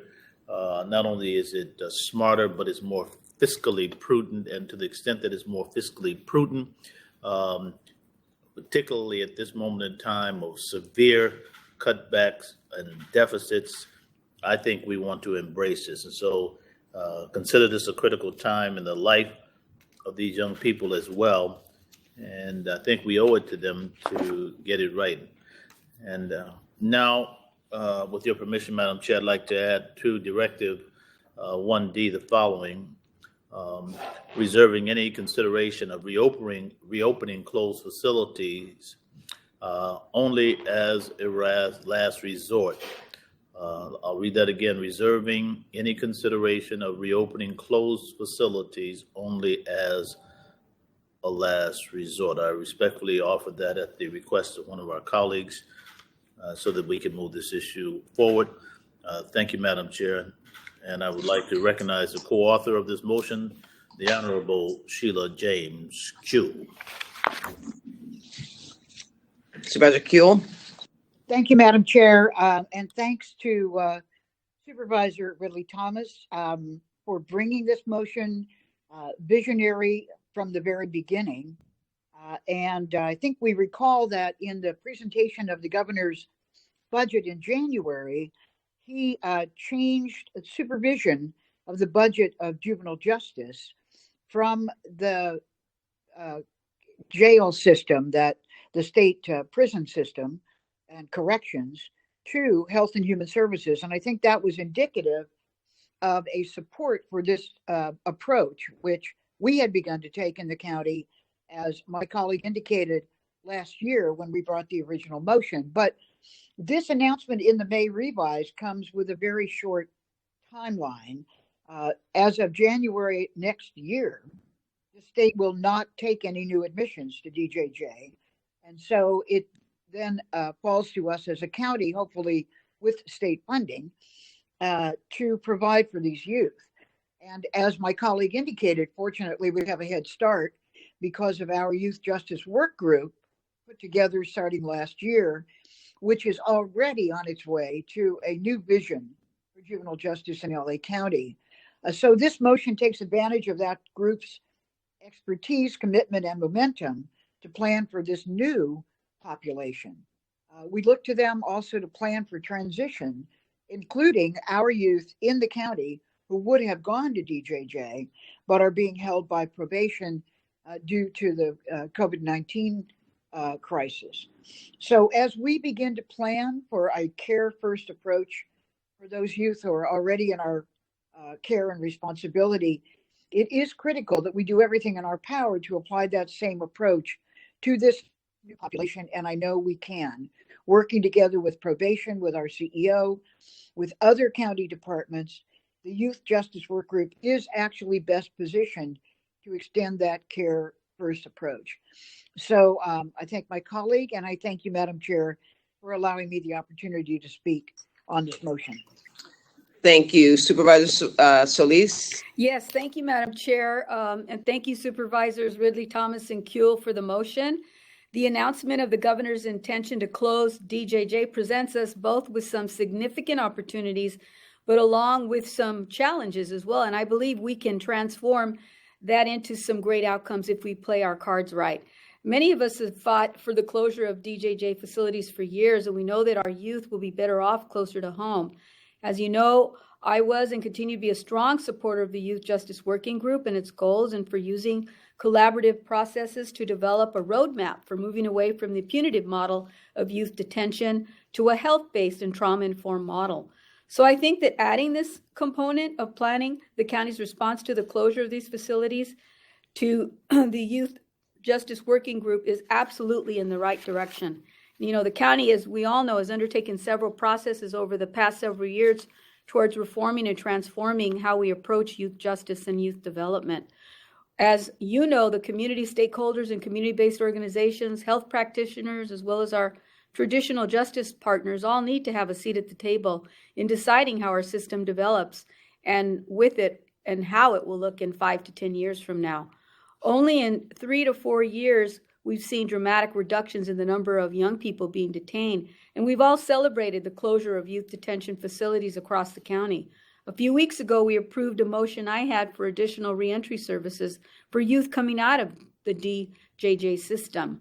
With all of the work that has happened through the probation reform implementation team and the alternatives to incarceration work group, I strongly believe that we can continue to find alternatives to the defaults of incarceration. And for that reason, I really hope that the working group and this county will develop bold and creative new ideas of how to care for our youth that have traditionally been detained in probation's facilities, and now the youth who have traditionally been sent to DJJ's facilities for years out of their youth development. I hope that we'll use lessons learned from AB 109 realignment process that created similar changes on the adult side almost a decade ago, and that we will not resort to old models of incarceration that do not serve our rehabilitative or developmental goals and do not make, as Supervisor Ridley Thomas said, financial sense. For that reason, I appreciate you, the author and co-author, for accepting my friendly amendment to reserve consideration of reopening of any closed facilities as a last resort. Thank you very much, Madam Chair. Thank you. And I also want to thank Supervisor Ridley Thomas and Supervisor Kuehl for this motion. There's no question that, you know, we have some challenges ahead of us. And one of my asks would be for the CEO to work and coordinate with the state to ensure that we get the proper resources transferred down here to support community-based services, which are going to be vital to ensuring that we have really the appropriate wraparound services for these youth that are going to be coming back into our communities. I think that we want to ensure that we do not have recidivism, and we have the support of all of our community-based clinics, or community-based partners. So I would ask that our CEO be in close coordination with the state as they move toward this transition to ensure that the proper resources are transferred down, because as we all know with AB 109, that was the biggest impediment to us really hitting the ground running. And I think, Supervisor Kuehl, you said it, we've already put in place a structure, so we are ahead of the curve. But the key component is going to be supporting and providing the resources to our community partners. But I wholeheartedly support moving forward with this. Supervisor Hahn, do you have any comments? No, I just want to, I just really want to thank Supervisor Ridley Thomas and Supervisor Kuehl for this motion. I'm really impressed that both of you put this together so quickly in response to the governor's announcement, which really was like less than 2 weeks ago. And this is a really big deal, and I appreciate the friendly amendment by Supervisor Solis, and I think that's a part of what we're voting on. I didn't really hear if that's what we were looking at was a friendly amendment, but I also think that we shouldn't be reopening some of our closed facilities without really going through the process and kind of making that our last resort. I think many of us have already begun talking about more village type uses for some of our juvenile facilities that have been closed. So I really appreciate that. But again, I think it's great. All of our partners, our justice partners, our health partners, our community stakeholders that really will come together so that we can be ready for this change when it comes on January 1st, 2021. Thank you. Thank you. And Supervisor Hahn, I believe Supervisor Ridley Thomas actually amended it based on input. That was done by Supervisor Ridley Thomas. Okay, thank you. Supervisor Ridley Thomas, would you like to make any closing remarks?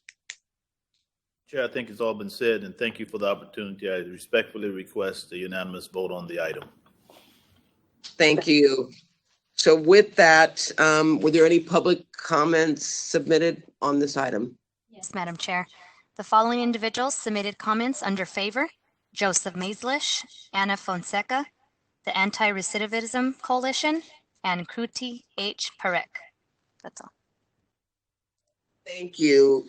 Those comments were available to all board members for their consideration prior to the vote on this item.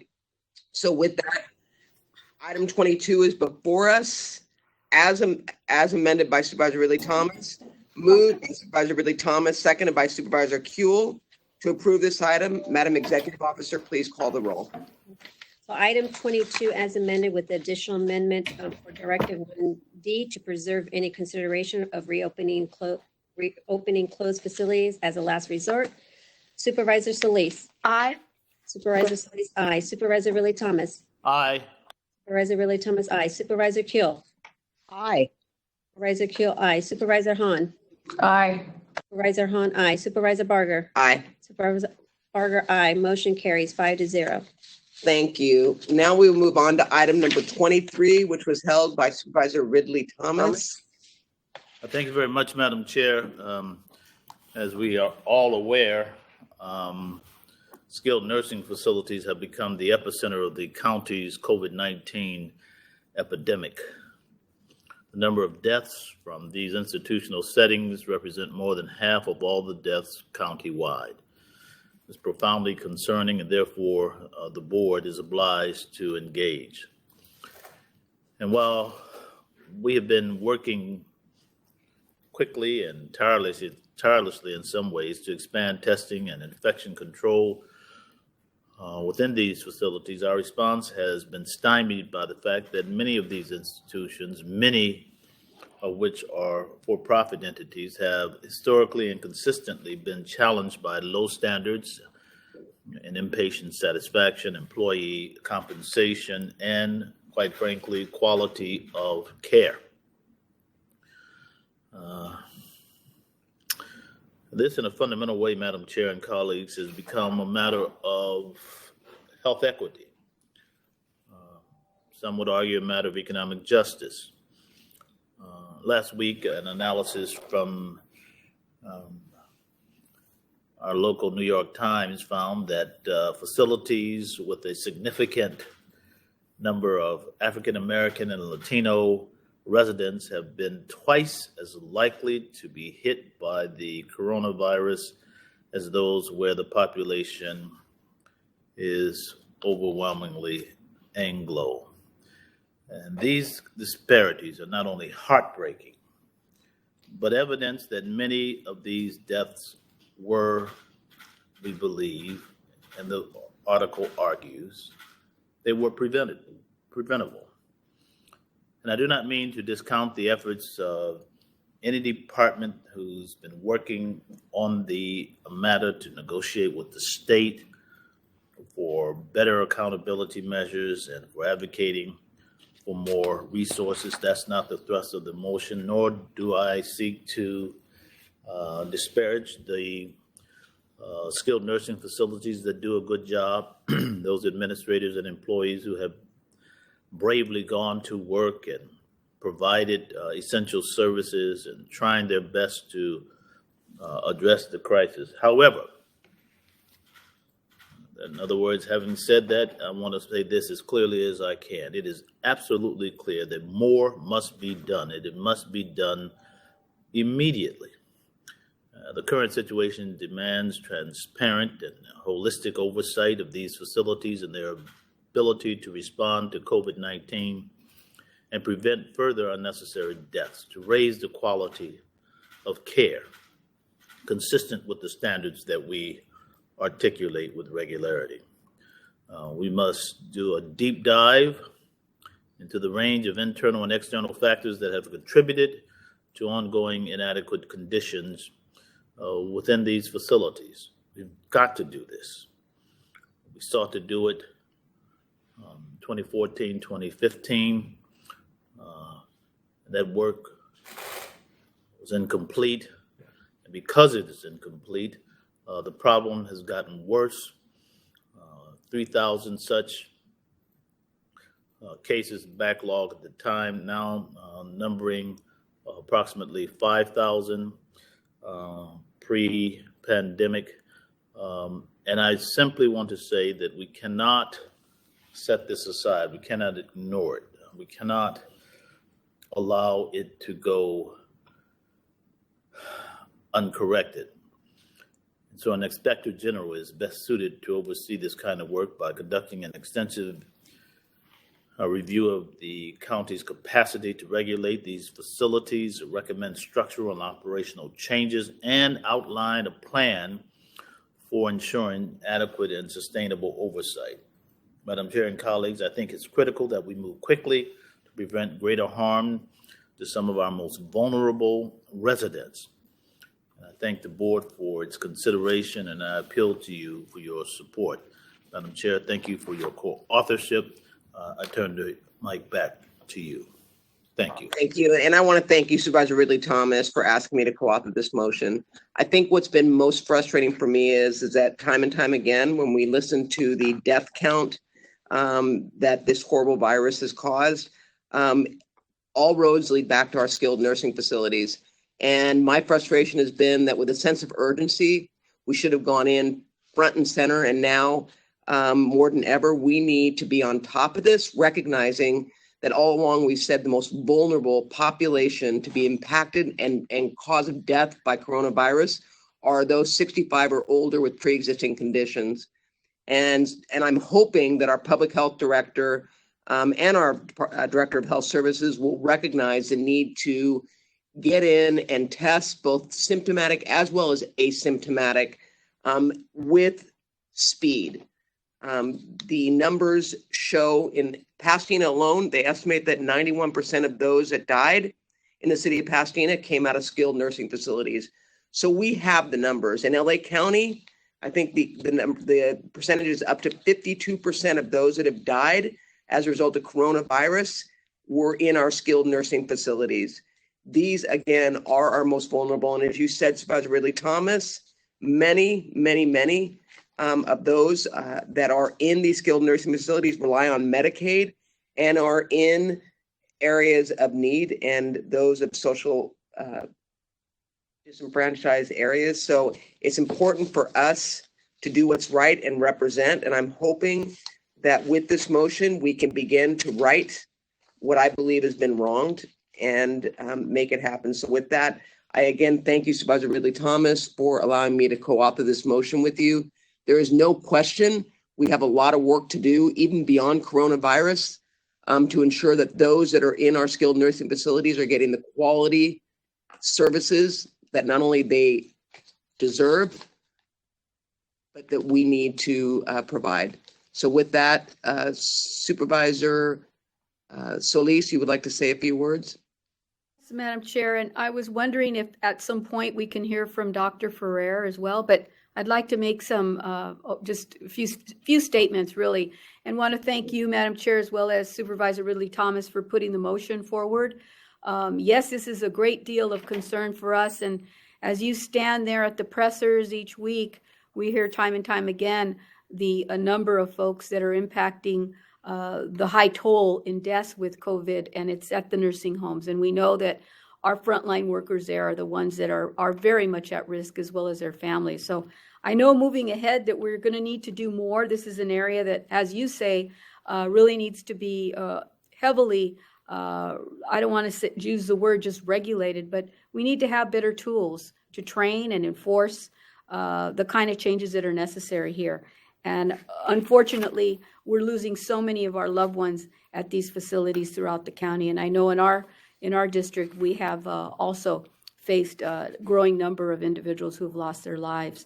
So with that, Madam Chair, I'd like to ask, if possible, Dr. Ferrer, if she's there, to answer a few questions that I had. Yeah, but I'm on the line. Before you sure. Answer Dr. Ferrer, and unless you want, Supervisor Hahn wanted to speak. Yeah, but if fine. you want to ask your question, then Supervisor Hahn, it's up to you. Yeah, I'll wait until everyone's spoken, then I'll ask. Okay, Supervisor Hahn.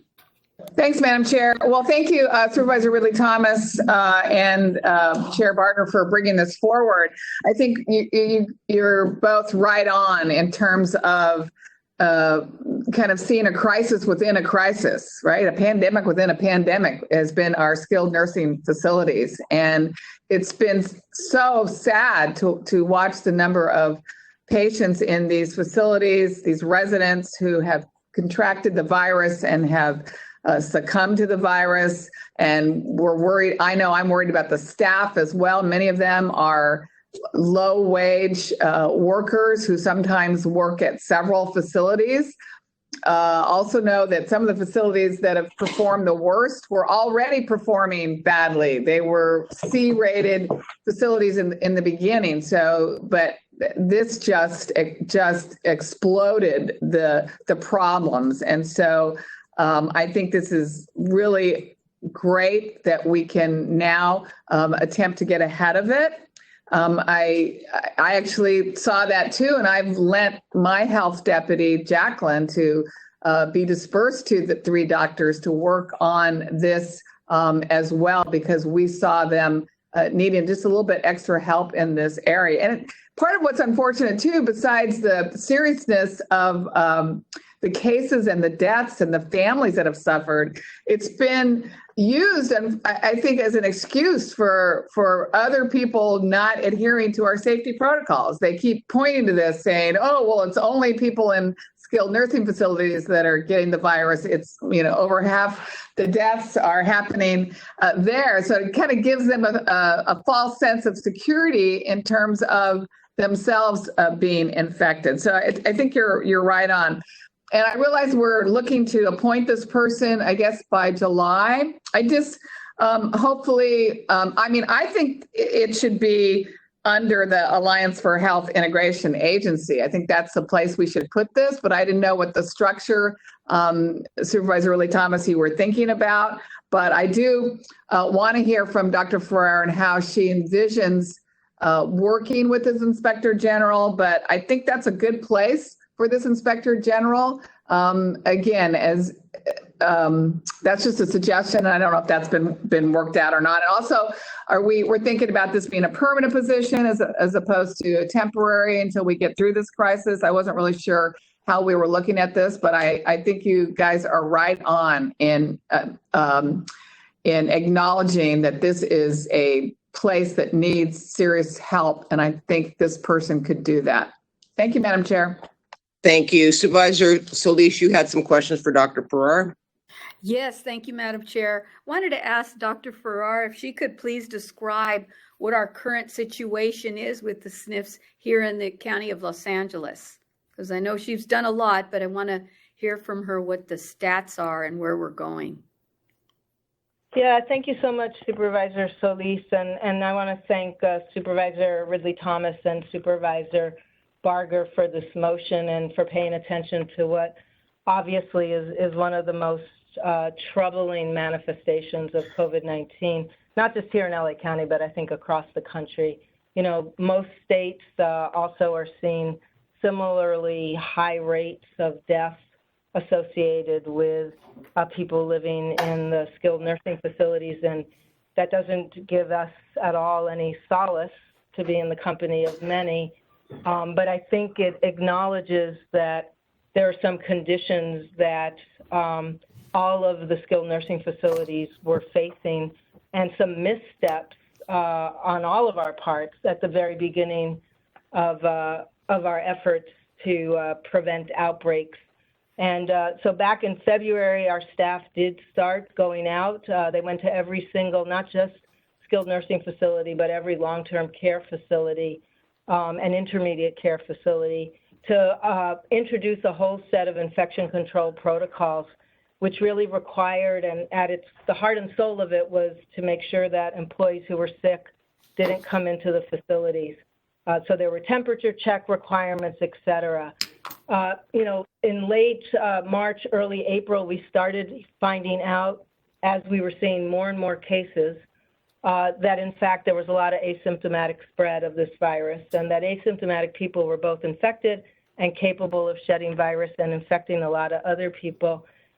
Immediately, a similar team, also, the health facilities inspection division, the nurses there, went back out and did a whole nother set of changes in protocols with our acute communicable disease physicians, introducing a requirement that everyone has to wear a mask, a surgical mask, except for those residents who obviously can't tolerate one.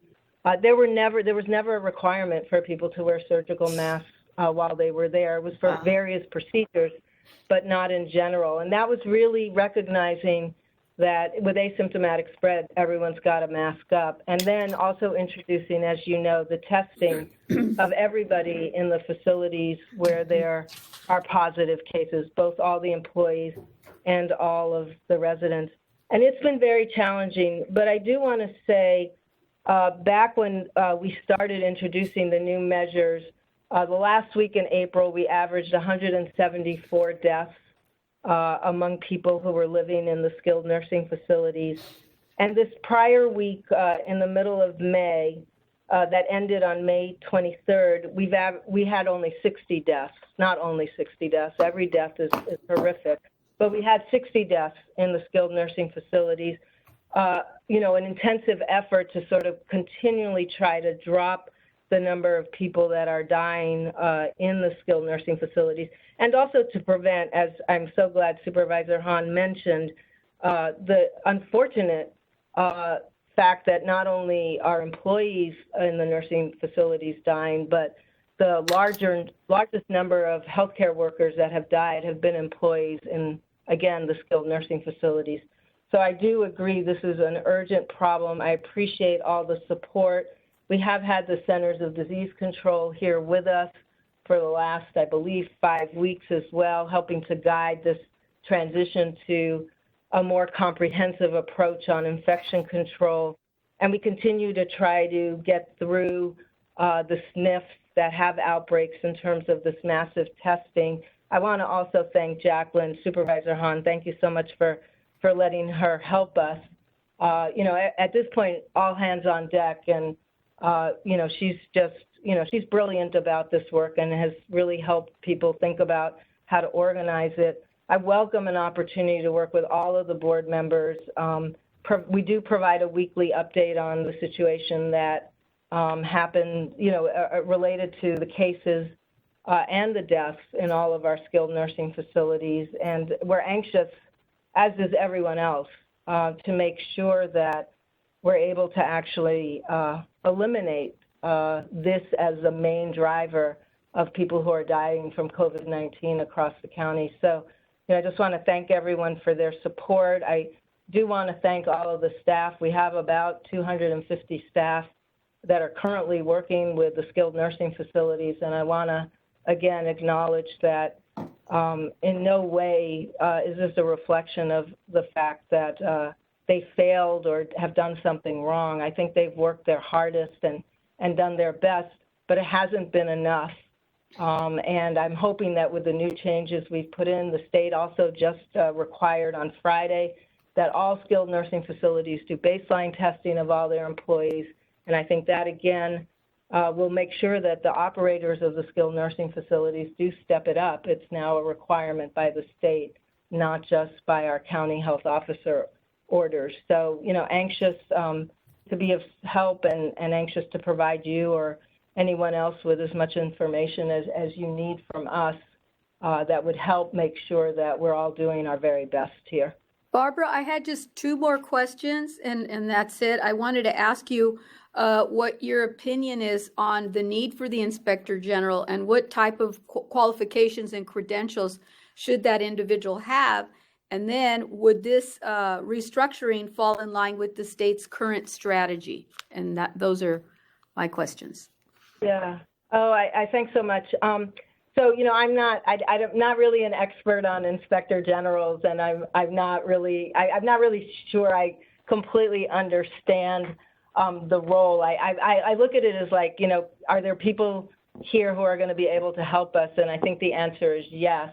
So I think from our perspective, we would like, we'd love for this person to be an infectious disease clinician, since so much of this work has been complicated by the poor understanding we've had of this virus and how it manifests itself in our various communities. So I think it would make, it would make a lot of sense to add more expertise to our team.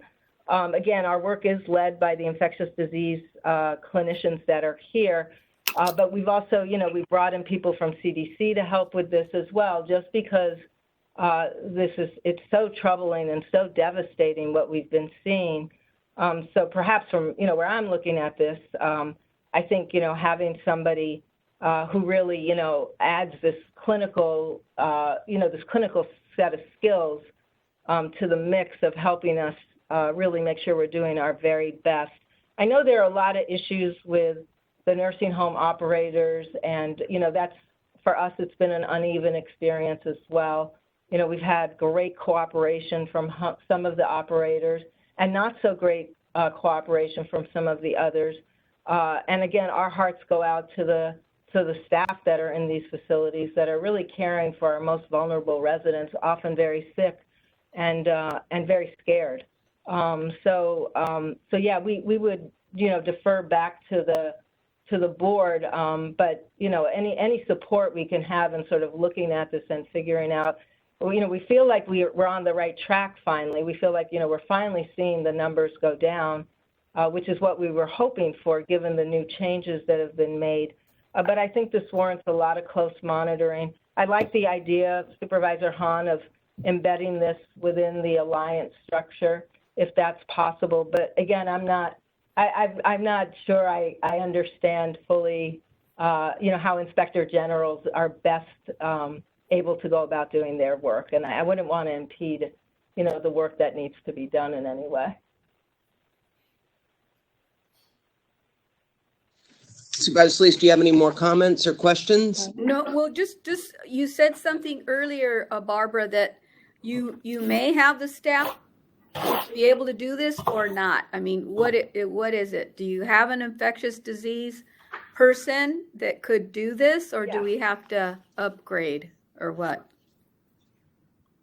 No, we have a lot of staff. I mean, we have Dr. Grouder, who's an infectious disease specialist. He's a physician who's in charge of the effort in the skilled nursing homes, and he's supported by Dr. Rubin, who also is an infectious disease specialist, also supported by Dr. Balter, who heads up the acute communicable disease division. So we do have infectious disease doctors, and I think, they've been guiding this work. Dr. Davis and Dr. Gunzenhauser are intimately involved as well. But it's hard. I mean, we have, in our jurisdiction, under the county Department of Public Health, we provide support to 315 skilled nursing facilities. So that's been an important role for us.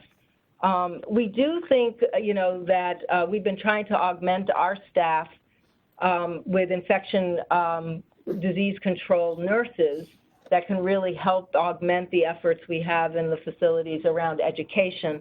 We spend a lot of time in all of these facilities making sure they're doing what they're supposed to do and that they feel supported and they feel like they know how to do it.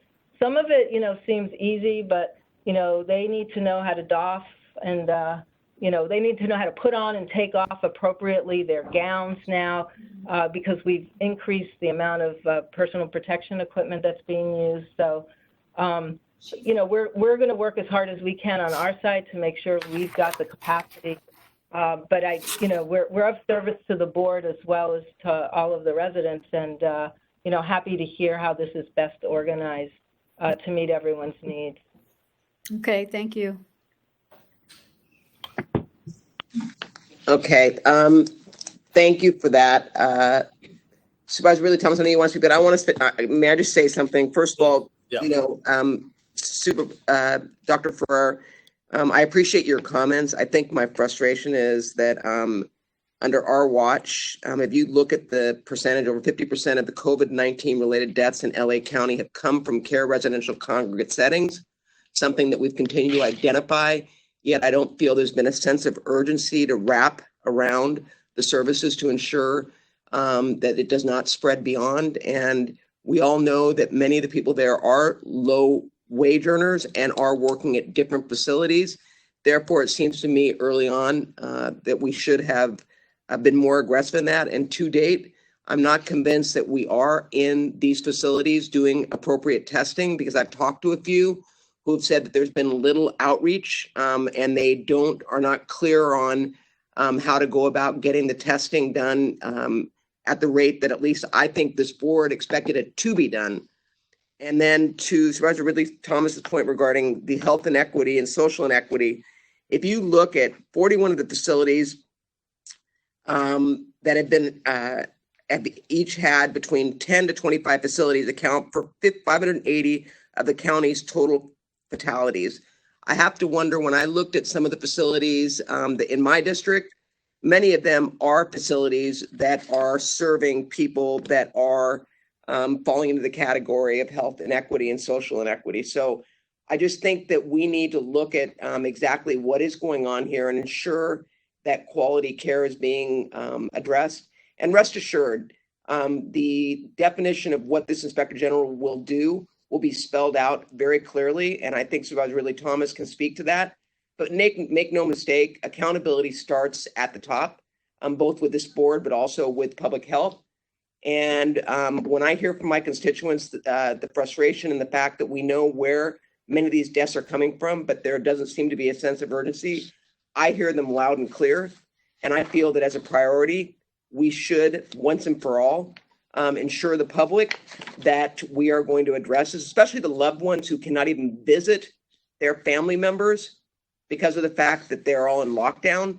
Many of whom have told me, one woman told me that her loved one died and was notified through the skilled nursing facility, had not even been able to come in contact with her father. So I, for one, am hearing real stories that are real life stories. And I think that at this point, we need to do something, and we need to do something now. So with that, Supervisor Ridley Thomas. Thank you very much, Madam Chair. And again, thank you for your co-authorship. I think it should be appreciated that the thrust of the motion is to square up with the urgency of the times and the extraordinary nature of what we're contending with. To coin the phrase, is this simply not business as usual? It cannot be. I remind this board that we sought to address this issue in 2014 and 2015.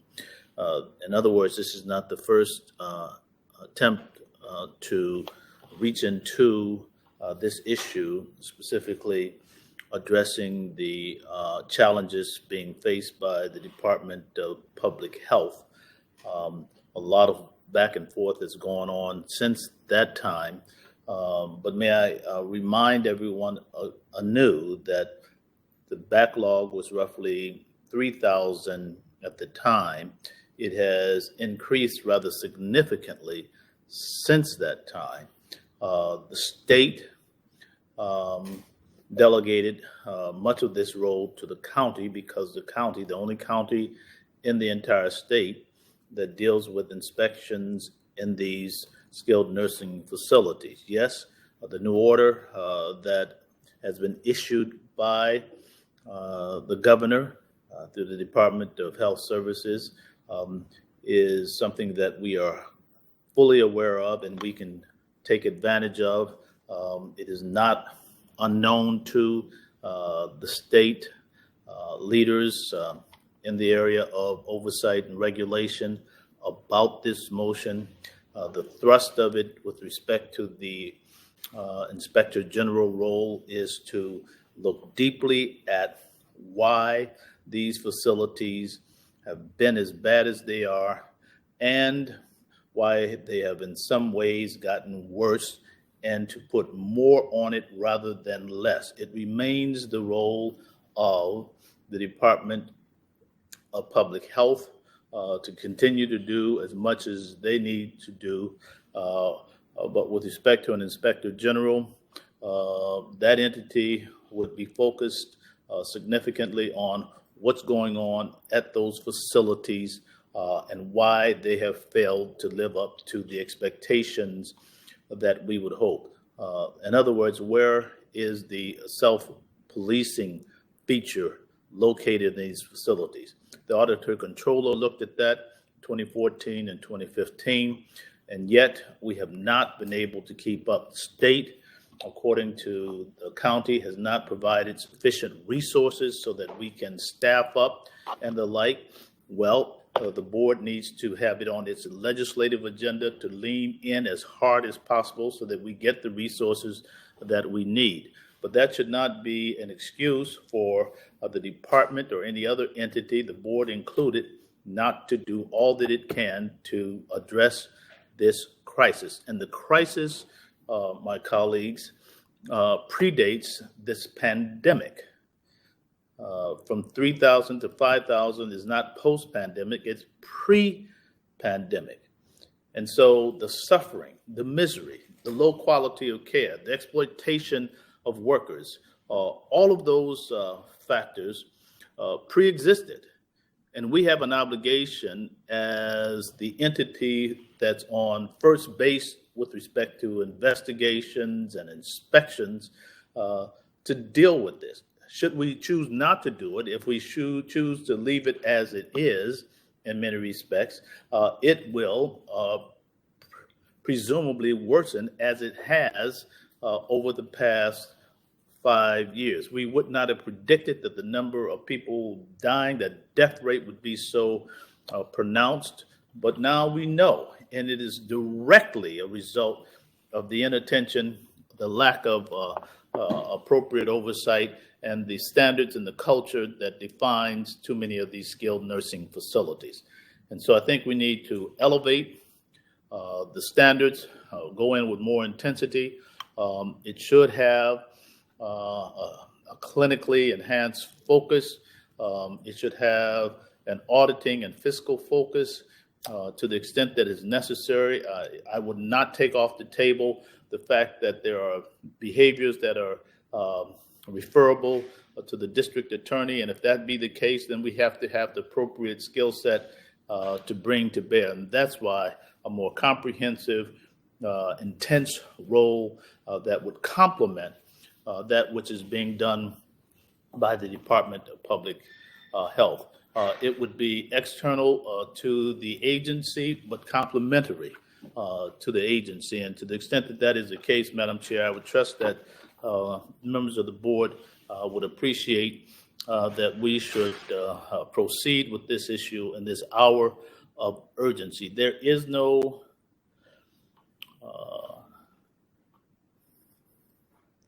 more troubling example, a more sad example, a more desperate example of COVID-19 resulting in death than in the skilled nursing facilities.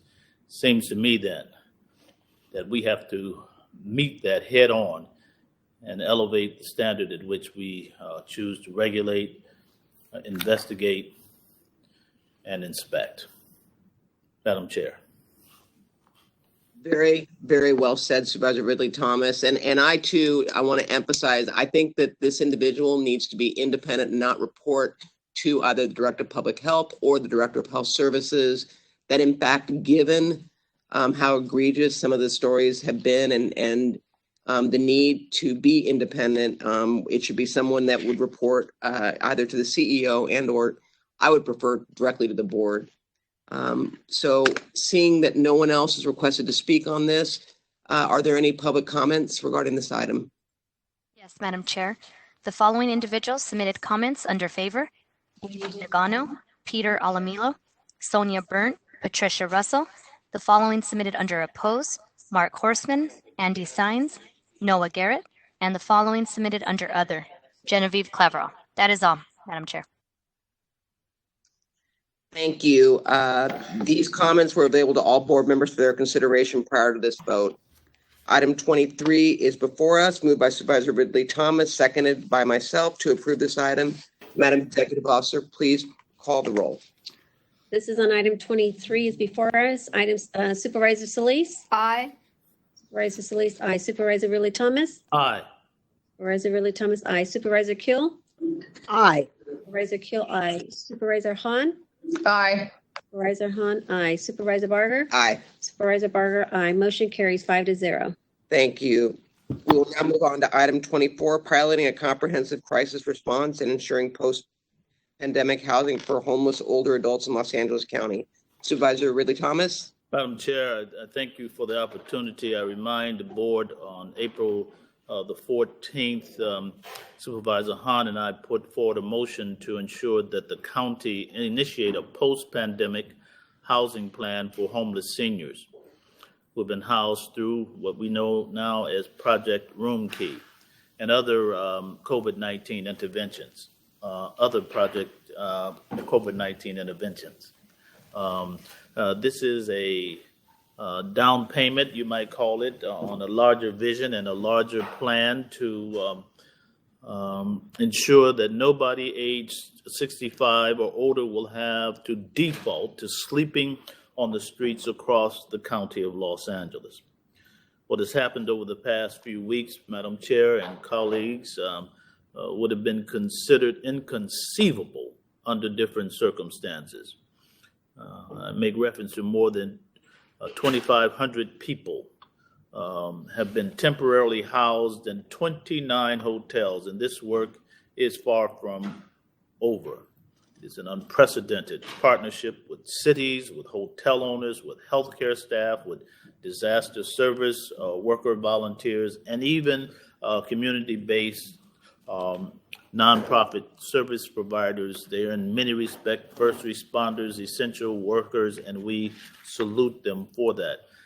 And it's been a win-win on multiple fronts, protecting vulnerable elderly residents, preserving the public health of the larger community, and providing income to hotel owners. It might be considered a triple bottom line in that regard. We must stay laser focused to ensure that once this crisis is over, these vulnerable individuals are able to stay housed. And so today's report back is but a first step toward that goal. And I would also like to give an opportunity to Supervisor Hahn, if the chair says so, the co-author of this motion, to offer her insights. And following that, Madam Chair, I'd like to ask Phil Ansell and then Heidi Marston to brief us on the collective and collaborative actions being taken to ensure long-term housing for homeless seniors. It's vitally important. The board has made it very clear for the past 4 years running that this work is important, and we are doing more now than ever, in part attributable to the pandemic. But let me be clear, were it not for our investment up to this point with Measure H, right, the infrastructure wouldn't be in place to accomplish it. And so, Madam Chair, if you grant permission, Supervisor Hahn, and then Mr. Ansell and Ms. Marston to weigh in. Thank you, Madam Chair. Thank you, Supervisor Ridley Thomas. We're going to ask Supervisor Hahn and then Supervisor Kuehl wanted to make some comments, and I did too, and then we can have Philip, if that's okay with you. Absolutely. Thank you. Thank you, Supervisor Kuehl. Supervisor Hahn, I'm sorry. Supervisor Hahn. Thank you, Madam Chair. Thanks, Supervisor Ridley Thomas, for letting me co-author this with you to create this response for our senior citizens. And if we start even referring to them as senior citizens and not just 65 and older, it gives them more dignity and respect. And I know we're going to hear from Phil and Heidi, but I just wanted to add my comments on why I think this is so important on making sure that we have a plan to house our senior citizens, particularly those who are in Project Room Key. You know, I think we have known this since we began this, as Mark said 4 years ago, that it's very difficult to begin to help someone when they're on the streets. It's hard to turn your life around. It's hard to focus on your issues when you're surviving under a bridge or in an encampment on a street. And Project Room Key has been so successful, as you said, Mark. It's just been win-win, right? We've been able to help some of these struggling motel owners, and we've also been able to shelter many of these senior citizens as they work to get their lives back together. And I think this report is going to be really a first step in giving us a roadmap to recovery as we begin to open more sectors of our economy here in the County of Los Angeles. And I know, Mark, and you and I have discussed with so many people unemployed right now, we're going to see a whole new wave of homeless people, unfortunately. We were having a hard time just treading water before. And I just don't think any of us foresaw this pandemic is adding more of our population to the homeless ranks. So I think this is really important. I'm hoping that in this report back, we will, I hope we consider our unions and our churches that have continued to support our housing our homeless individuals. And I know that they can be a big resource as we create this plan. So I just wanted to make sure that we're including them. And I love this, Mark, that we're asking for a plan that's not something that's a year in coming, right? We want this in 30 to 60 days. And I think that sense of urgency is what we have to always keep in the forefront as it relates to those who are experiencing homelessness. Thank you. Thank you, Supervisor Kuehl. Thank you, Madam Chair, and thanks to the author and co-author of this motion. Very, very important, and I strongly support the planning and the movement of this very vulnerable population. A couple of things to add. One is there have been articles about Project Roomkey and rooms across the state not being filled, and I want to emphasize that is not the case in Los Angeles County. We have done a very good job identifying rooms. Hotels have really stepped up, and many of our most vulnerable population has moved off the street, over a couple of thousand so far. But in addition, we recognize that as we look to recovery for all of our different businesses, that will include the hotels that have been so good about stepping up for Project Roomkey, which means, as you've very appropriately pointed out, that we need to move quickly to identify what happens next, because we do not want this vulnerable population back on the street. I have asked Heidi Marston to report after Phil, because this is also the day when we asked 2 weeks ago for an initial report on our larger recovery plan for homeless people, and thought that it would be good to have it at the same time so that we could be focused on our homeless population. I'm very proud of the work that we've done so far to move a lot of people off the street, and also to hold down the number of confirmed virus cases. I wish, of course, the number was 0, but I know that the number would have been much higher had we not taken these extraordinary steps, which means that we have to keep looking at how we protect this population. I think there's a tremendous opportunity to provide housing for people that are exiting the temporary housing, to provide rental assistance and other support to people who have been made homeless, and hopefully those that we can help not to become homeless. I know that we have many cities who want to welcome the opportunity to partner on those efforts. So I support this motion, and also look forward to the reports from both Phil and Heidi, who have done a wonderful job in making our motions a reality, as it were, and hope that we can continue to work together to make this really happen for all those people who are in temporary housing that need to be in permanent housing. Thank you, Madam Chair. Thank you. And I also want to thank Supervisor Ridley Thomas and Supervisor Hahn for this motion. Today in the Pasadena Star News, there was an article and it was entitled "The Virus Scared the Hell Out of Me." And it tells a story about a real person under Project Roomkey. And I think one of the greatest challenges that we've had is letting people know that these are people that are already in the community, and each one has a story.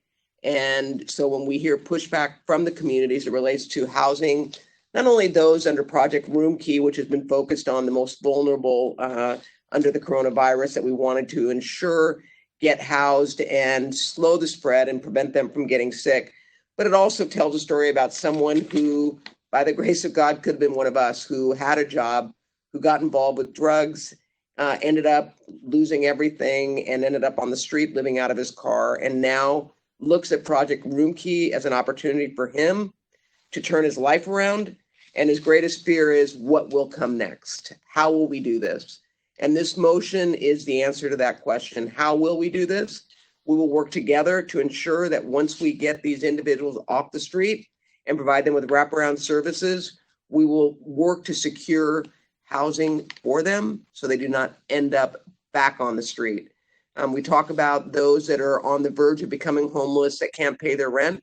And we all know that it's more expensive to rehouse them than it would be to invest them in keeping the housing that they have. I would argue the same for this, but it goes beyond money. It's about doing what's right morally and ethically. If we've got them off the street and we have the opportunity to keep them off the street, we should do everything we can to make sure that they succeed and that we provide, we fulfill the promise, quite frankly, that we have given to each and every one of them. I want to publicly thank our service providers, LA County Fire, and our county disaster workers who have continued to help us with Project Roomkey sites across the county. There's no question that this is something we've never done before, but we have been successful in working with our service providers, as well as county fire and our county disaster workers who have been redeployed from other departments to make sure that we get these motels up and running. And with that, I just want to thank you all. This is an opportunity for us. I see it as an opportunity. I look forward to seeing more in the plans that will continue to come forth, not just for our populations of individuals above the age of 65, but also for younger individuals with chronic health conditions.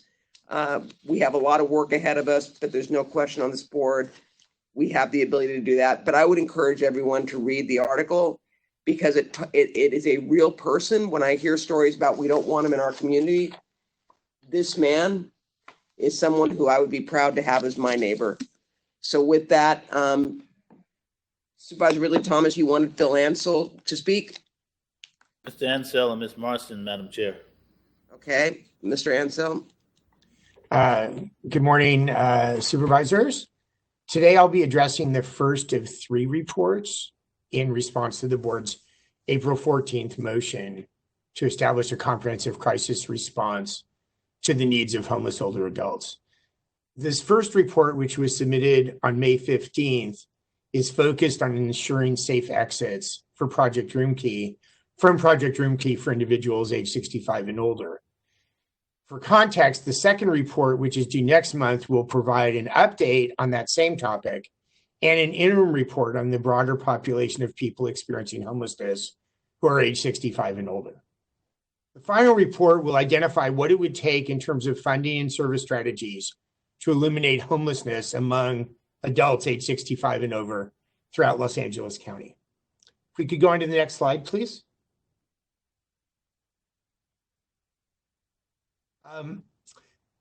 As of April 30th, there were 20% of Project Roomkey participants in the county were over age 65. And that was the population on which the analysis that we submitted on May 15th is based. I'd like to note that the Project Roomkey population has doubled since that time, since April 30th. And that in fact, today we will reach the milestone of 3,000 people indoors in hotel and motel rooms through Project Roomkey. Next slide, please.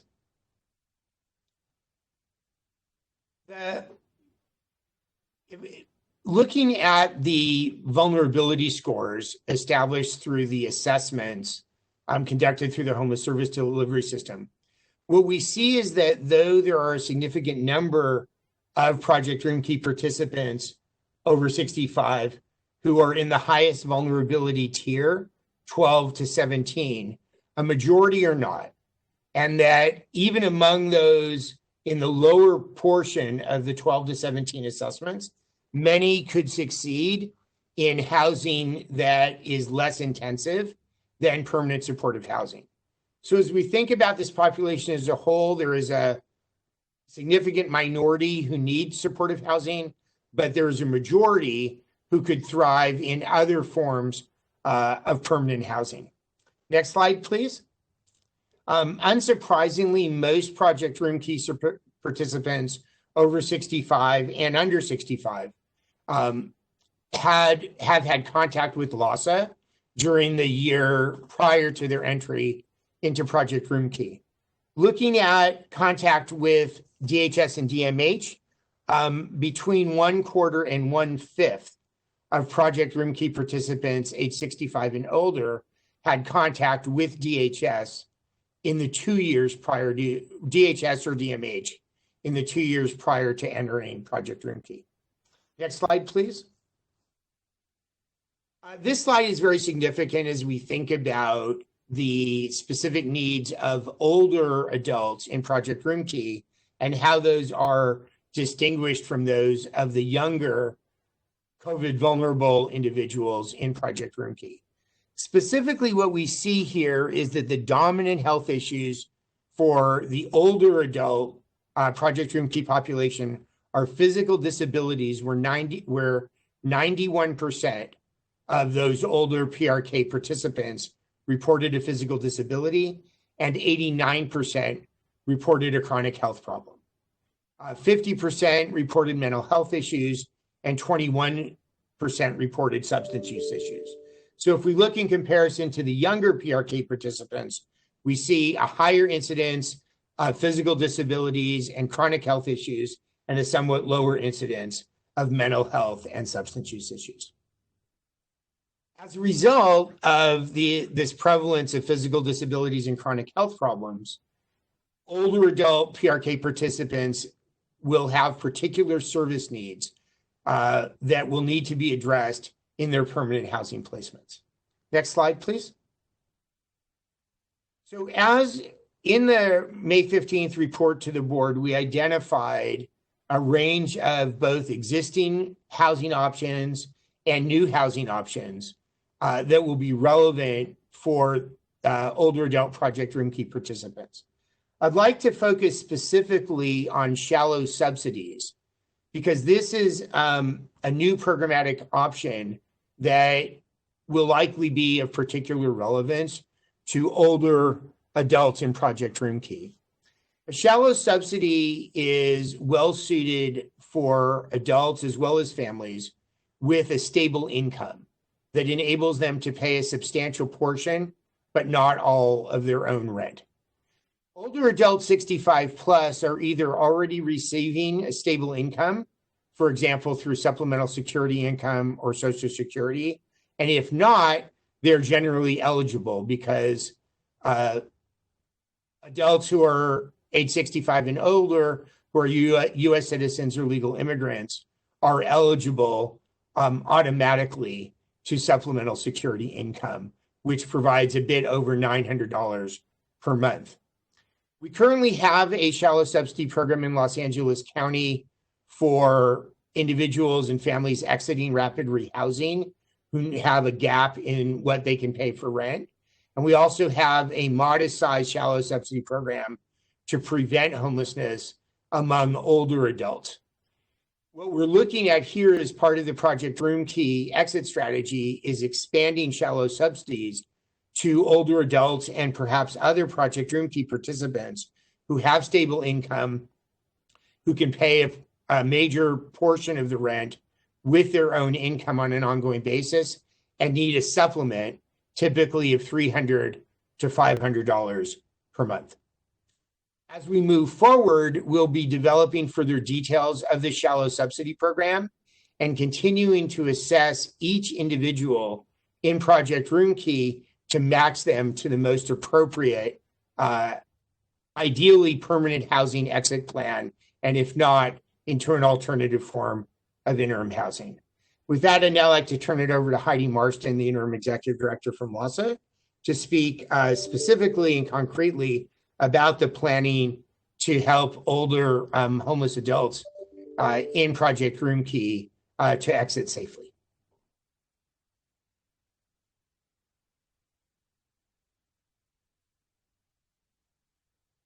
Ms. Heidi Marston.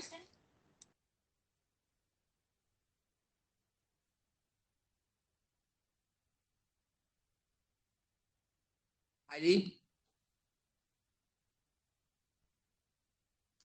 Ms. Heidi Marston, please unmute your mic.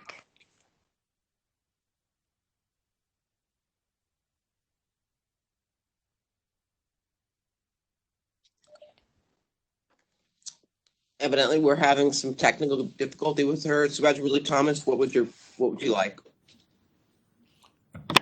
Madam Chair, I think what Mr. Ansell has painted is a rather powerful picture of the population being served. And Ms. Marston was going to add to it. You have to unmute in the. And I guess the only thing I want to offer is that as the county wrestles with this unprecedented budget crisis that we're confronted with, the decision to invest in this effort will be one of the truly important questions of prioritizing our resources. We have a lot coming at us, but we are not doing this alone. That's the good news. We'll continue to work with the state to see this as the moral obligation that it is, long-standing neglect. Now we have to play, for the lack of a better phrase, catch up. Madam Chair, may I just offer a couple of pieces that you will be encouraged by. Assembly members David Chu and Miguel Santiago have advanced a bill which both Mayor Steinberg in Sacramento and I are co-sponsoring as chairs as the Governor's Homeless Task Force, and that bill is AB 3269. And it would require a statewide gaps analysis. We need to know what we're doing and know what we're talking about, and it would be followed by local plans to try to reduce homelessness. And the important thing for us is our coordinated crisis response strategy that we have been working on since January, and now coming to us by way of the board letter dated the 15th of May, gets us right in the right space of providing leadership state-wide. And this bill gets to the heart of the matter, and it makes local commitment a priority. And so I think that we have a lot to be proud of. It's clear that we have a lot of work to do, but there is no jurisdiction in the state of California, and I would even argue in the nation itself, that's working harder on this issue and, frankly, being more effective. Although in many instances we know that this is a daunting proposition, to put it mildly. The effort now has to be one of being bolder and more nimble than ever as we take our steps ahead. So the County of Los Angeles and its people have made their voices known through one poll after the next. This is top of mind. And once the pandemic has subsided, and I suspect that it will in a predictable period of time, the issue of homelessness will not go away.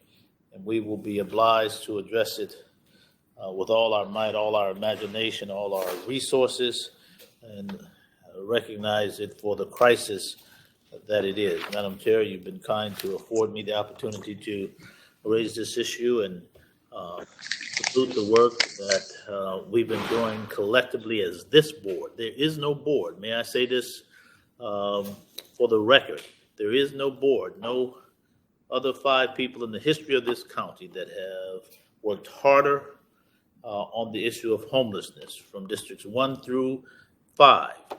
Everybody has done their piece to try to lift this issue up and move it forward. Now it is our opportunity to do even more.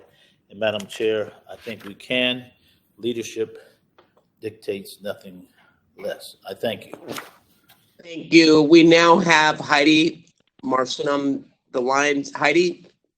Yes, I apologize. Can you hear me? Yes. Okay, great. Sorry about that. Thanks so much for having me, and excited to talk to you today about the work we're doing to build out our recovery framework for people experiencing homelessness. As the board has said and knows all too well, homelessness was absolutely a crisis prior to COVID-19, and this pandemic has only accelerated the need and the focus that needs to be given to this critical issue. So we are focused through this plan on moving people indoors, both temporarily and permanently, as quickly as possible, recognizing that we need to house people faster. I want to provide a brief high-level overview of the framework that we are working on. Next slide, please, so that we can speak to this, and we'll come back to the board with more in-depth analysis in the coming weeks. But today I'll talk briefly about our guiding values and our principles of the strategy, our overall command structure of how we need to organize ourselves to do this collectively, the public health and economic framework of the plan, as well as the strategy components for our rehousing system. Next slide, please. So guiding principles, this is what we use to ground all of us collectively. LAHSA, in partnership with county departments, as well as the city of Los Angeles and cities throughout the county of LA, have developed this initial framework, recognizing that nobody who has been sheltered through the COVID-19 effort should return to the street. This is the Project Room Key work. This is all of the work we've done to build up our capacity, and we want to make sure we're providing exit pathways that don't result in unsheltered homelessness. We also want to quickly house 15,000 of the most vulnerable individuals. So as Phil noted earlier, these are those people who are over the age of 65 or have underlying medical conditions, whereby if they were to contract COVID-19, they would pass away or be hospitalized. So really a prevention strategy to save lives. We recognize the economic impacts that are looming from the COVID-19 crisis, and that while inflow was an issue into homelessness before this, it's become even more of a focus now to make sure that we are helping people maintain their housing and stopping them from falling into homelessness. We also recognize we need to prepare our system for future crises. This is not the first, this is not the only time that we will see a pandemic like this, and the way that we have activated has been a true testament to how our system and the deep collaboration and partnership that exists across our county. But it's a big lift, and so making sure we're building capacity for the future so we don't have to go from 0 to 100 like we did so quickly is critical in maintaining our success. And finally, ensuring a racial equity lens in all that we do, really prioritizing the advancement of racial equity, recognizing not only the disproportionate impacts of COVID-19 to Black African Americans, but also recognizing the overrepresentation in the homeless population. So we are committed to valuing all individuals and populations equally, to recognizing and rectifying historical injustice and ensuring that we're not perpetuating that further, and also to providing resources according to the need of the individuals we're serving. Next slide, please. This is a very brief overview of our command structure, and what this is speaking to is how do we need to organize ourselves as a county, as cities, as LAHSA, to make sure that all the components of a true recovery plan are in place to address the needs of this population. What you'll see in the green are activities that are underway that are critical to informing what the plan is. So we need strategies for acquisitions and master leasing of new properties and hotels and motels. We need funding to be something that's thought through collectively, so we're making sure we're putting all of our dollars that we're getting to their highest and best use.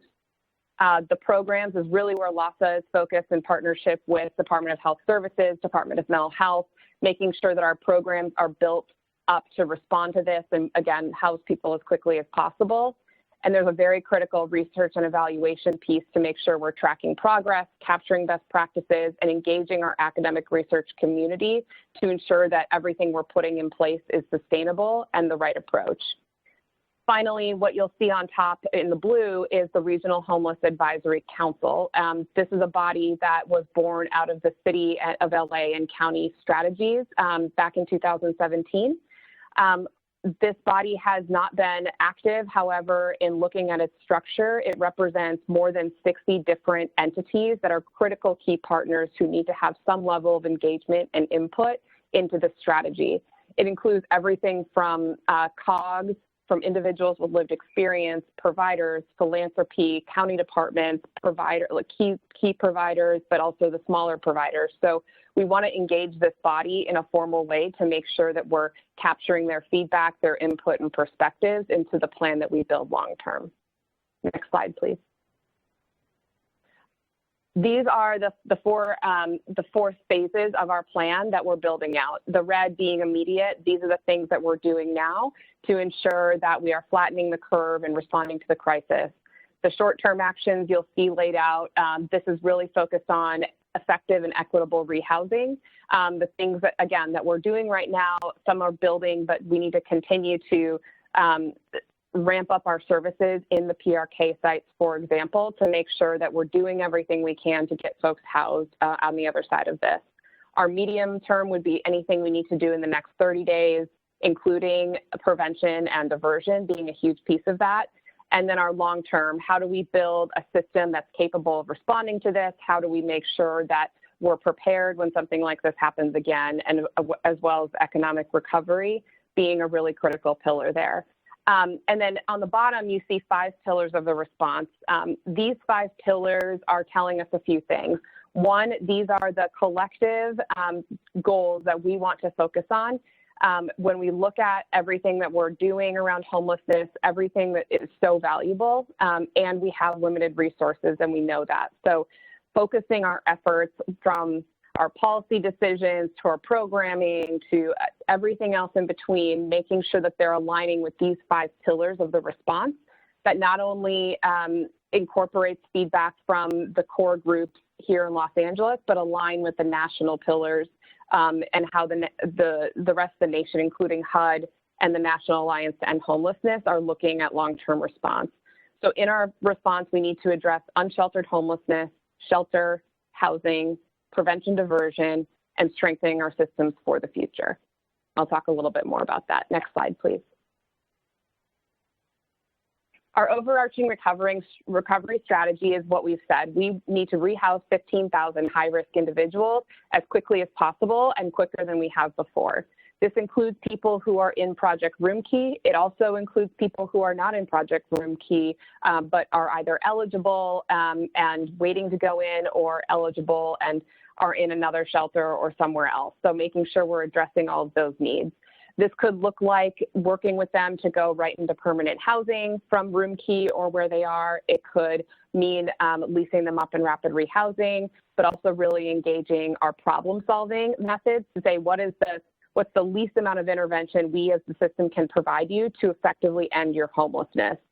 So getting creative with our solutions and our funding to make sure that all of the options have been captured. And we need to do that starting now. We've already started that through a 100-day project, as well as efforts that are underway in Roomkey, but also we need to have it wrapped up by April of 2022. And we know this is an aggressive target, but we also know we need to do this for these 15,000 high-risk individuals. And then layering on top of it, ensuring that the inflow is something that we don't lose sight of. So problem solving and rental assistance and prevention to make sure we're stabilizing households and minimizing their risk of falling into homelessness. Next slide. So how do we do this? What is it going to take to get there? A lot of this groundwork has been laid through Housing Central Command, and this is building on that and launching it forward in a way that's much faster than we would have been able to without prior work done through Housing Central Command. But even as Supervisor Ridley Thomas noted, without the prior investments through Measure H, where we had a large system built up that we have the capacity to activate. So all that said, we need a unit identification and acquisition strategy. So we need an entity looking at that, finding units and getting them under hold so we can hold them and have something to move people into. We need the ability to quickly assign available units. So once a unit is found, how do we match the person to that as quickly as possible? And that's some of the programming that Housing Central Command is building. We need dedicated people to find units and move them in. So this is our housing navigation function, people whose sole job is to work with our clients to help them find units and to pull in new units to make sure they're available all the time on a constant basis.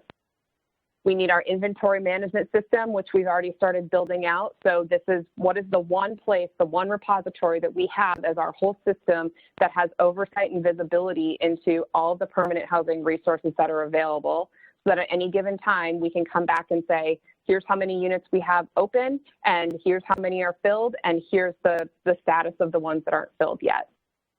This is, again, what we're building out already, but that will be accelerated. Fifth is buy at scale and pre-assembled move-in kits. So oftentimes we see a stumbling block being we have a person, we have a unit, but moving them in, they need a bed and sheets and silverware. So making sure we have those housing goods in place and ready to deploy will help us accelerate our ability to move folks from the street into their homes. And then lastly, how do we make resources available within 7 days? Meaning, if a unit becomes open, how do we make sure that not only are we notified and our system knows that that unit is now open and available, but we are able to match somebody to that unit who's ready to go within 7 days. And this is what it's going to take to get this type of scale that we're talking about and this shift to housing 15,000 high-risk individuals. Next slide.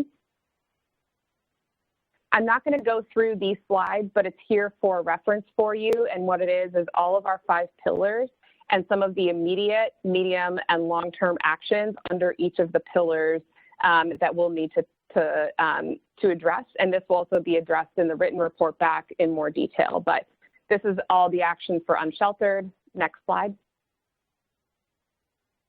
This is the action for our shelter. Next slide.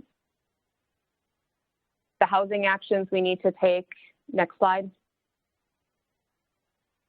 Prevention and diversion and what that needs to look like at a system level in all of those phasings. And then next slide, please. And again, what it looks like to strengthen our system. So putting that there for reference, but recognizing the time, don't want to speak in too much detail. And then next slide, please.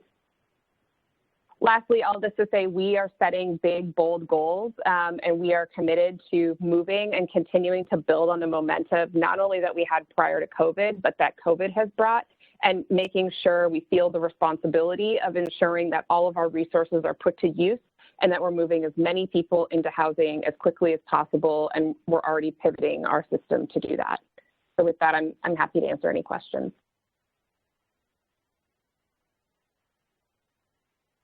Thank you, Mr. Kuehl.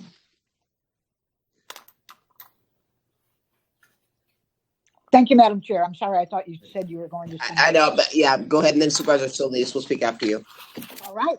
Thank you very much. I simply want to thank Heidi and Phil. Heidi especially because we brought the motion 2 weeks ago asking for the plan of what the recovery plan would be for our homeless population. As you know, it was 2 weeks ago that we adopted a big plan for recovery for a lot of our different sectors in the county. And it was important that we included, and we all agreed, a plan for what to do about our homeless population. As all of our speakers have indicated, we didn't just start this when we started having to deal with the COVID-19 crisis. We had been thinking about working on, and frankly, reading some very serious successes about rehousing our homeless population. But the numbers are so daunting that we really could not figure out how to make a big dent. Unfortunately, along came this crisis, but fortunately for us, it gave us the opportunity to say how important it was to move people immediately, especially the most vulnerable among the homeless population, into temporary shelter. And we had the opportunity to do so partly because our businesses were not able to operate. But our whole idea of recovery, I think, is twofold. One is to come out of this crisis, and the second is to understand what we might learn from actions that we were able to take in the crisis. And I thank Heidi for her leadership at LAHSA. I think the plan that she presents, even though it is initial, and we'll hear in 2 weeks a further refinement of it under the motion we adopted 2 weeks ago. But it is very thoughtful, very well put together. and gives me real hope that we will be able to help this vulnerable population in ways that we really were not able to before. I think the great challenge is the budget. And I know that the CEO is nodding, even as I speak, because she's the one who holds really in her office the major responsibility for figuring out how to do more when you have less. But with this population, I think that it makes sense fiscally for us to help them into temporary and then permanent housing. As both Bill and Heidi have indicated, not all need supportive housing, which is a more expensive form of housing. Some only need to get a little help so that they get back on their feet, go back to work, and can pay their rent. Some need a little help not becoming homeless, and that's part of the plan as well. So I thank everyone on our staff who are working on this issue. I thank the disaster services workers who have stepped up to help with Project Room Key and many of the other shelter areas outside of their own usual work. And I agree with Supervisor Ridley Thomas. This board has been extraordinary in its thoughtful adoption of plans to, in the long term, help this homeless population get back on their feet. Thank you, Madam Chair. Thank you. Supervisor Solis. Thank you, Madam Chair. So much has been said already, but I do want to congratulate our CEO Homeless Initiative group and all our collaborators that have been working so diligently on this effort way before COVID-19. But COVID-19 also gave us an opportunity to move this program in particular ahead, the Room Key project, which has come also with its challenges, I must say, because, let's face it, we are still having to deal with the NIMBYism that continues to, raise its head in our communities, in our cities, smaller cities, by the way, that are smaller than Los Angeles City, but nonetheless, we have those issues. And I'm hopeful that that will provide us with the urgency we need to try to find other solutions for housing, whether it's interim or permanent. But we know we have just a ominous job ahead of us, because we know that the federal monies and some of the state money may not be there as we move ahead. So yes, there is an urgency for our CEO and for the philanthropic community to help stand up with us, as well as any affordable housing, as well as developers that want to engage on a faster basis with us. So I think we have a couple of parallel roads to keep on and move faster and work with Heidi and with Phil. I want to thank them in particular for their support, and I want to thank all our public social service departments also, and mental health, all our health, integrated health agencies that have been helping to move this along, providing the needed services. It has been a daunting task. But one of the questions or concerns that I had was, yes, the program, as we know it, Project Room Key, was intended for people over the age of 65 with healthcare disparities. And what we're finding, though, however, is that there are a number of people that don't fit that age group or represent the diversity of the county. And I know that this has been raised with both Phil and Heidi. And I'm wondering if you can go over that, because I'm not quite sure everybody fully understands who are the recipients of the program, Project Room Key, and how can we better identify the individuals where we do stand up these places. Because one thing I know that has been said, and it may not be true, it's somewhat anecdotal, but people say, well, you're bringing people in from farther corners of the county into areas that they are not familiar with or do not reside here. What happens after the program?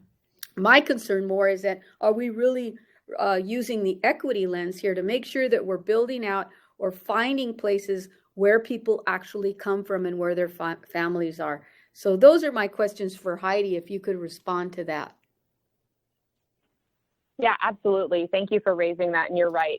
That's such an important piece of all of this. What we know is that while you can be over 65 to be eligible, you also, if you're under 65, if you have a medical condition that's underlying that qualifies, you can also go in. So what's been interesting about how the population that we're seeing move in is that the average age is actually 54 years old. And I think that speaks to the vulnerability of our our neighbors who are unhoused, and the heightened level of vulnerability that they have because they're living on the streets. So we've been able to serve that kind of broad population, and seeing younger folks come in who are very sick.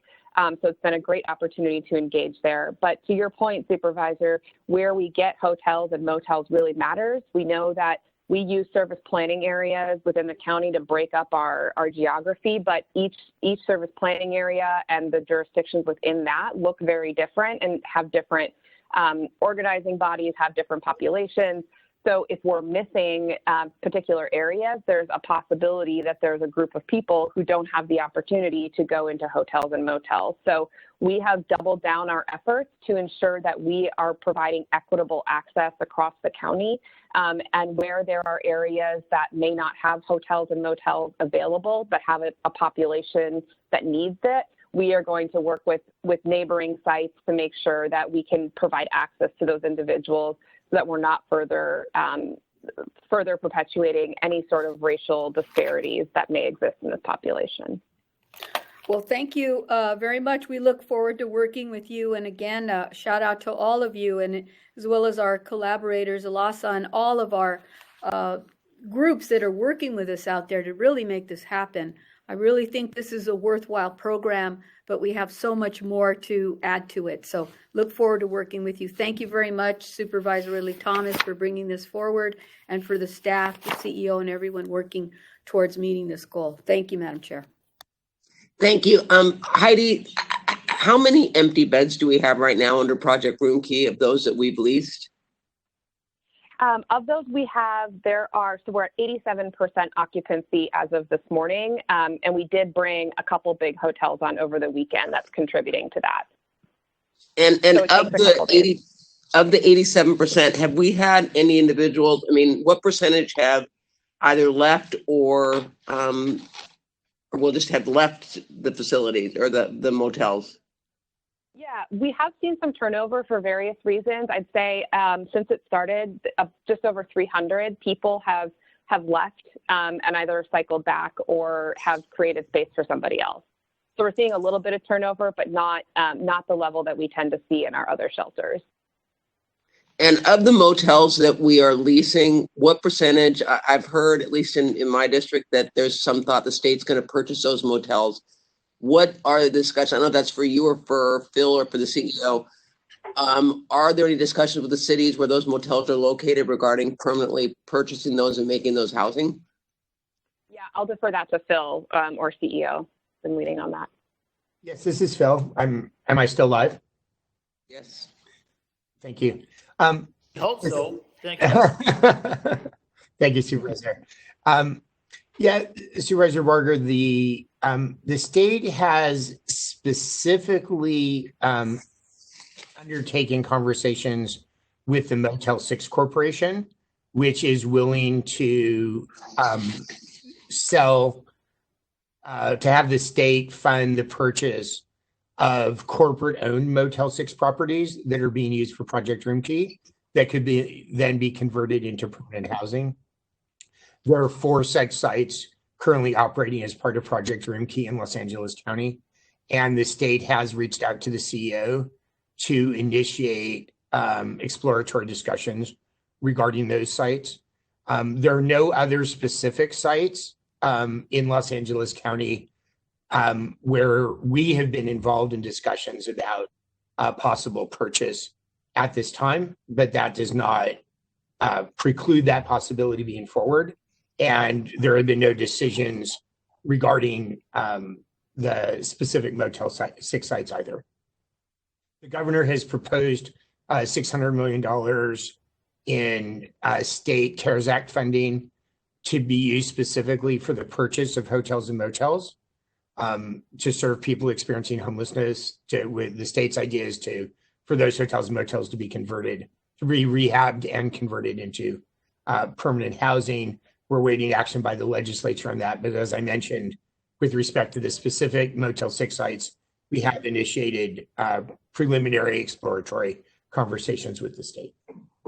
So, but that kind of didn't answer my question. So have we entered into discussion with those cities where those Motel 6 are located? Not yet, Supervisor, but we certainly would intend to do that once we just get a tad further into the process and know that there's some level of interest in moving forward. And how many Motel 6s do we have in LA County that are part of the state? Is it 6? We have 4 currently, 2 of which are in cities and 2 of which are in unincorporated areas. Okay. All right. Thank you. And thank you and Heidi for a good report. Any other discussion? Supervisor Ridley Thomas, would you like to give a closing? Well, Madam Chair, I just simply want to say thank you for the opportunity to give this subject its due. We'll have another opportunity in the next couple of weeks pursuant to the Kill Ridley Thomas motion.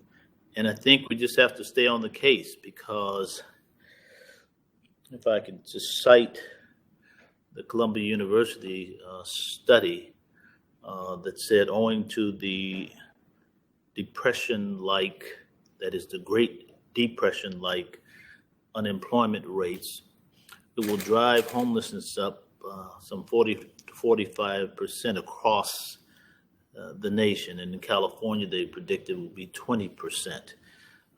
We can hardly stand up to a 20% increase. The last data, we went up some 12%, as you recall, Madam Chair and colleagues. And so the more attention we give this, the better we will be positioned to do our good work and continue to do that. So I look forward to the next iteration of the report, because it will help us get more focused and do the work that we are obliged to do. So with that, Madam Chair, I would respectfully move that we receive and file the report and proceed with the balance of the agenda. Thank you. Do we have any public testimony submitted on this? Yes, Madam Chair. There were 2 individuals who submitted comments under favor, Genevieve Claverell and Patricia Russell. That's all.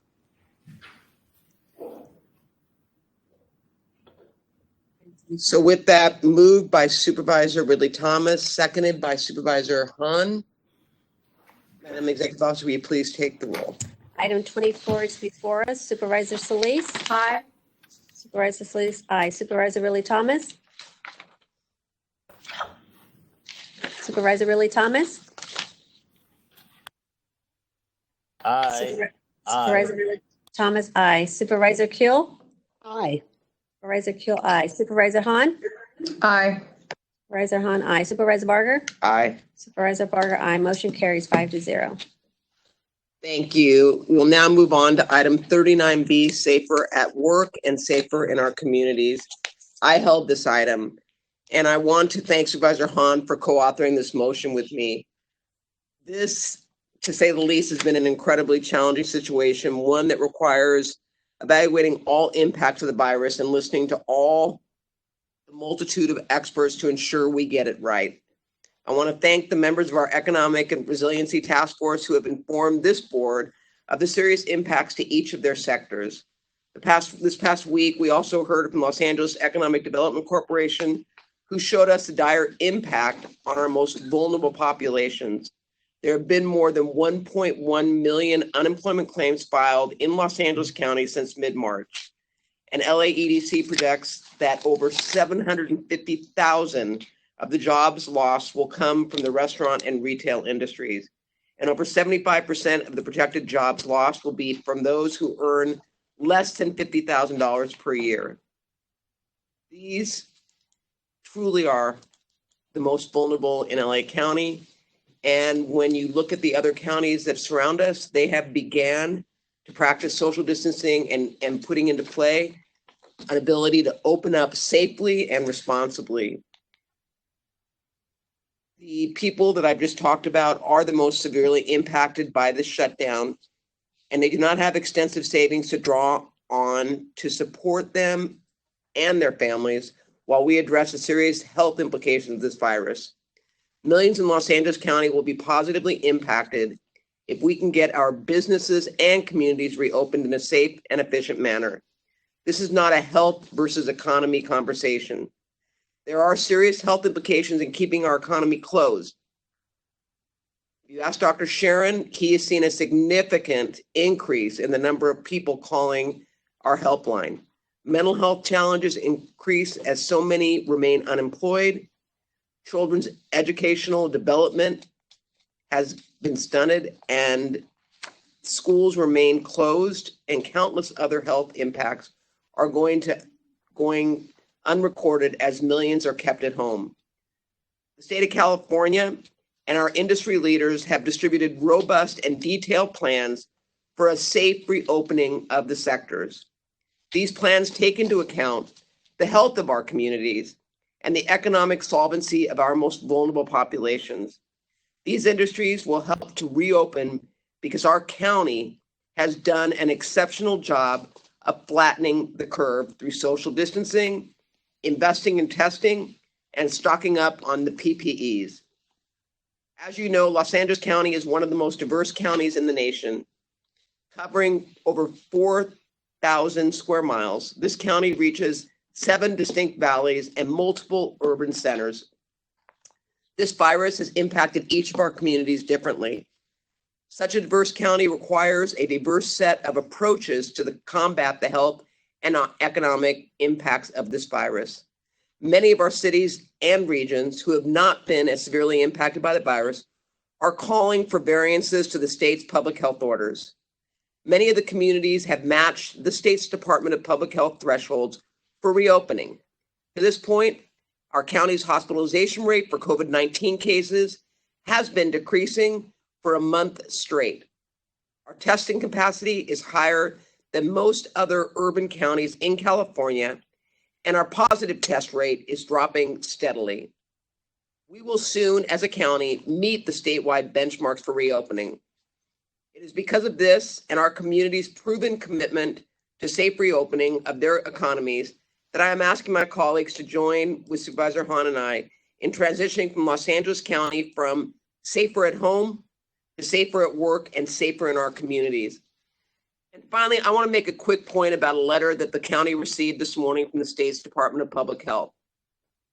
I read it as a disconnect between the governor's executive order and the Department of Public Health. The governor's executive order, N6020, reads, California law promotes the preservation of public health by providing for local public health officers appointed by County Board of Supervisors and I'm going to emphasize, other local authorities.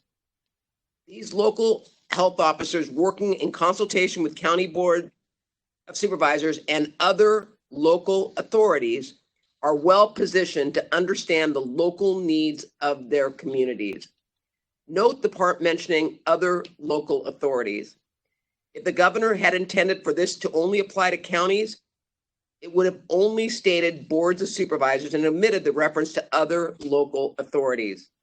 As we all know, the governor is an elected official who has issued many executive orders, and some have shown his leanings towards more flexibility and reopening. To his credit, he listens and responds based on public health, but also based on input. Although the State Department of Public Health has created forms for county level data, it does not preclude them from creating attestation forms for other local jurisdictions in conformance with the explicit language in the governor's executive order. There is no different from, these are no different than from actions taken by our board by way of motions, only to have a county department choose to interpret them differently. As such, I stand behind the governor's executive order until it is changed by his office. This is an opportunity for us to listen to our communities. This is not about a 5th district. This is about countywide. And it starts on the San Bernardino County border, which now has a variance, and Kern County, as well as Ventura County. I would urge you all to support moving this forward, recognizing 46 counties have filed for a variance and will move more quickly through stage 2 than others.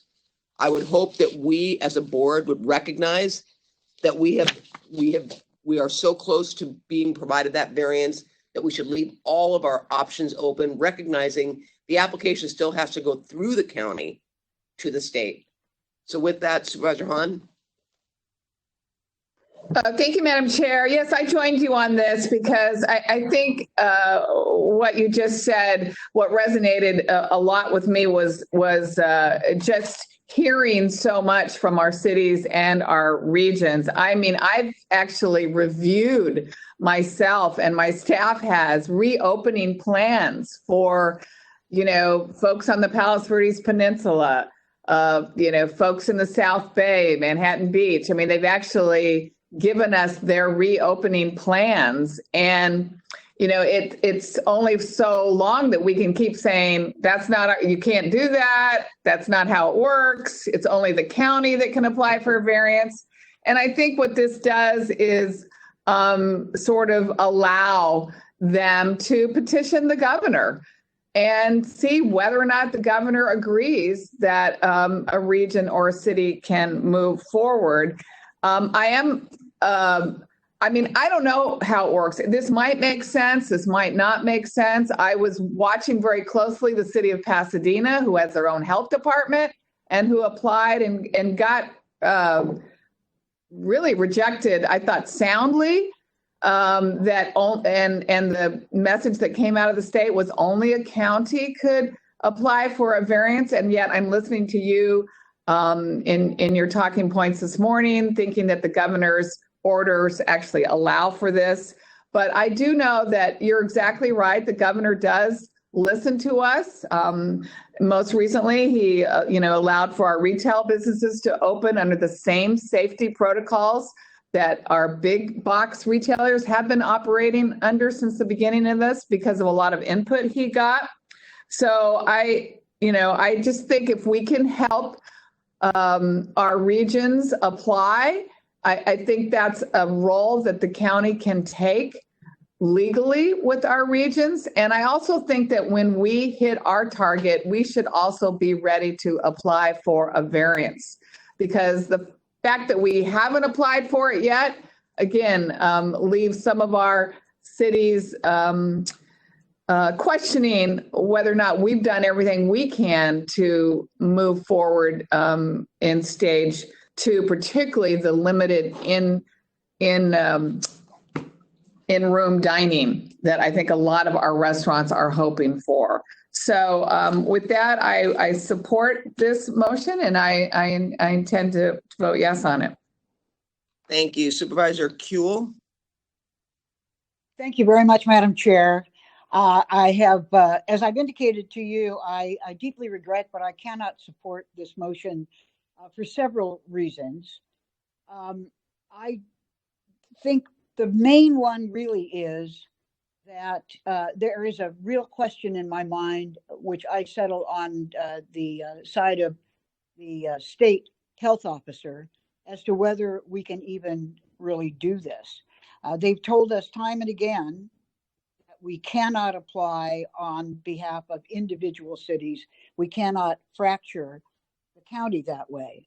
The language that you quote from the governor's order says local public health officers and other local authorities, but it does not say or other local authorities, which still means that the local public health officer, that is our Department of Public Health, must really be in favor.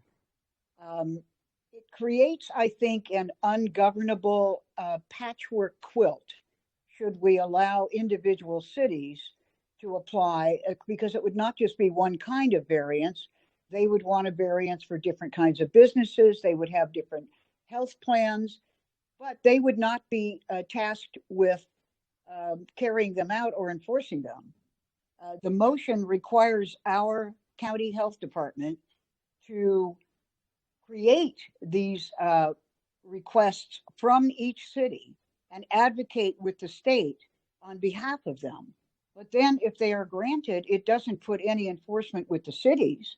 It simply puts all the enforcement with our health department to enforce a patchwork of different kinds of variances. The second main reason I have is actually an equity problem. Because of the fact that this pandemic has hit our communities of color so much more, it would be difficult for any city with a high minority population to meet these guidelines. And I know that is absolutely not the intent of anyone. It's certainly not the intent of my cities in the West Valley. You heard from Westlake Village imploring us today. A couple of people from Agora Hills also testified. It's not their intent. They're thinking of their own cities. But we really have to think of all our cities in the county, and we would be advantaging one over the other. A great deal of my district is the city of LA, which would not qualify because of the overall numbers and the high minority population. Not only that, but our numbers are not good in LA City. So supposing Westlake Village could open up, but Woodland Hills could not. I mean, it goes on over and over and over. Everybody's on the border of something. And it would really be inequitable and racially, I must say, inequitable. It would not really have a major impact on the huge number of businesses in the county. There would be a few here and a few there that could open, which would be wonderful for them. I know that would be very, very welcome. But overall, the impact in the county would still not be that high. We are keeping up with the governor's orders. We have decided we want to mirror the governor's orders. That is why, as Supervisor Hahn indicated, the governor, listening to people, has said, okay, I'll make this order for the whole state. And that means that LA County can join in really only a matter of 3 or 4 days as we develop our own guidance. And so I think that is a better way for us to serve all of the businesses in LA County. LAEDC would obviously be happy with a business opening here and there. And there's no question we need to move back to work, but safely and together. So I regret that I cannot support this motion. Thank you, Madam Chair. Thank you. And Supervisor Sleece wants to speak, but I'd like to just respond. The patchwork is already in play. Every single county around us has been granted a variance. And to your point about social equity, that is why number 2 is included, so that once we hit the variance requirements, which we are, quite frankly, with our testing rates right now and our percentage of those testing positive, we are right on the cusp of doing.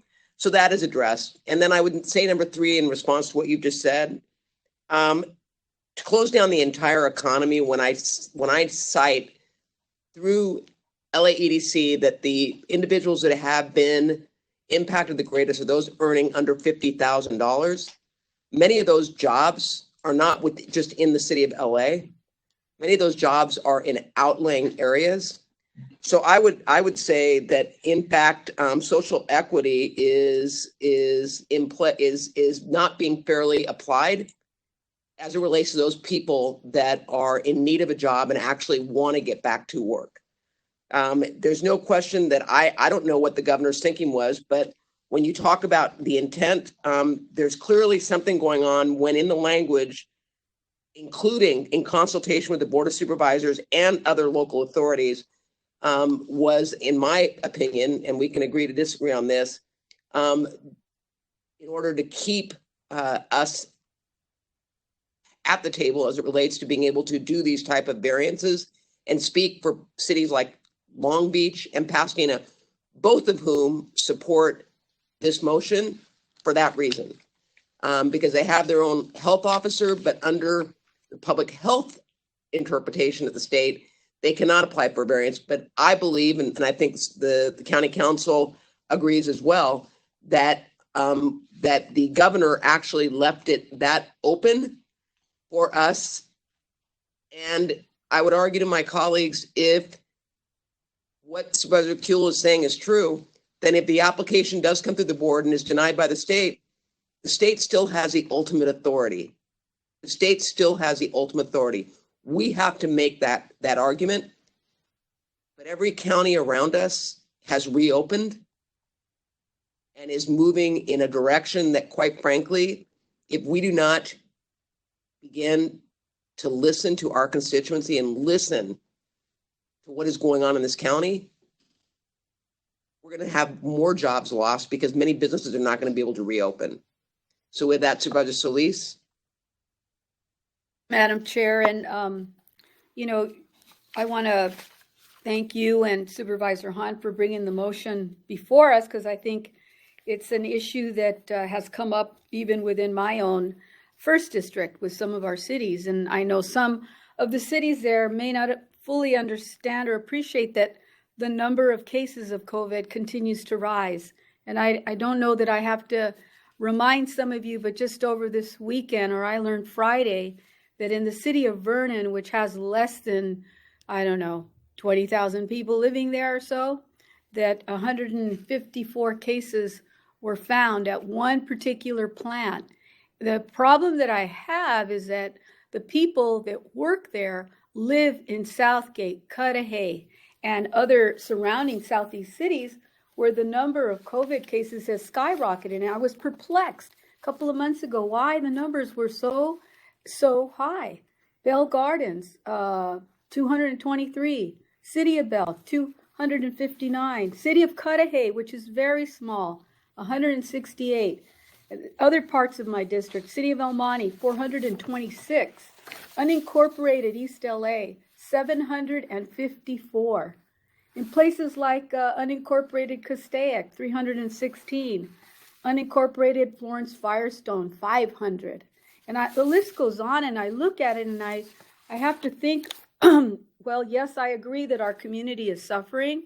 Many in our low income and essential workers have been pulverized, but nonetheless, many of them are also equally concerned that they have been heavily impacted in the Latino, the immigrant, API community, and yes, African American community. The highest death rates, proportionally speaking, has been in the minority communities. And I know that this is a very important issue. I too have sought advice over the weekend, talking to different people, including the governor's office. And I was happy that at least we received some kind of testament that in the letter that was directed this morning to Dr. Ferrer, that the last sentence says that the variance attestation from period ASPX and are grounded in county level data, not in regional or city level data. And so I want to just go on record saying that I would like to make sure that we continue to move in the direction that we're going. We are slowly already moving in the middle of, I think, stage 2, and I'm happy about that. But I really want to just say we have to express extreme caution.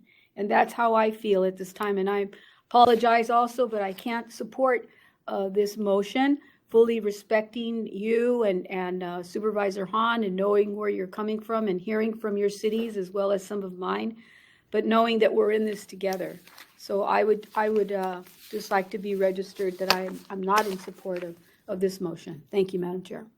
Thank you. And I just want to point out that the letter came from the public health officer, and Mary Wickham's report back to us specifically highlighted the discrepancy and the fact that the governor's orders were different than the public health officers. And I think that when the application goes in, it goes to the governor's office, which tells me that the governor was looking through a different lens.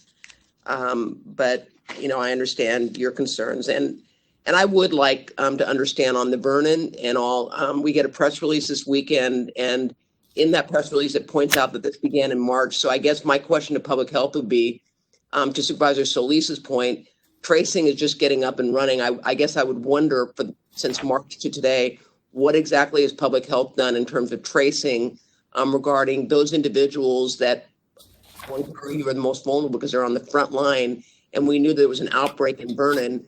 I guess I would question where public health was and what they did on the tracing side of that. Supervisor Ridley Thomas.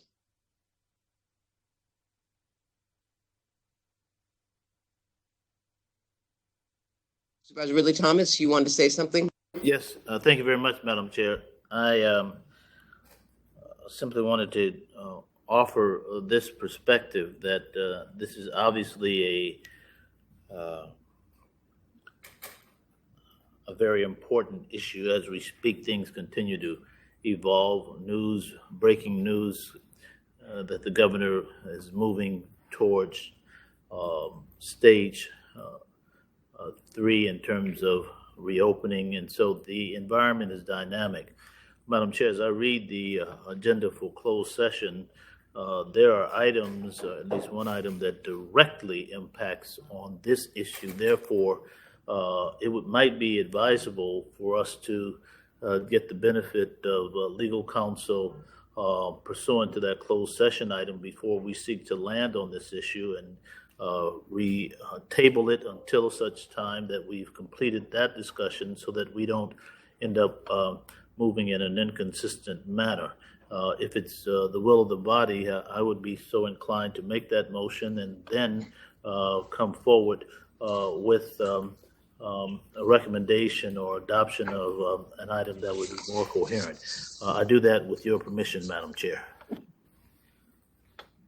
Supervisor Ridley Thomas, I will accept that. If Supervisor Hahn, if you don't have an objection, we'll move this into closed session. No objection. Okay. So this will be discussed and reported out of closed session once a vote is taken, if a vote is taken. Now we move on to A1. Supervisor Solis. Yes, thank you very much, Madam. Oh, I'm sorry. Wait, before Supervisor, I'm sorry. Can you read in the names of the individuals who have submitted written testimony in support or in opposition to this?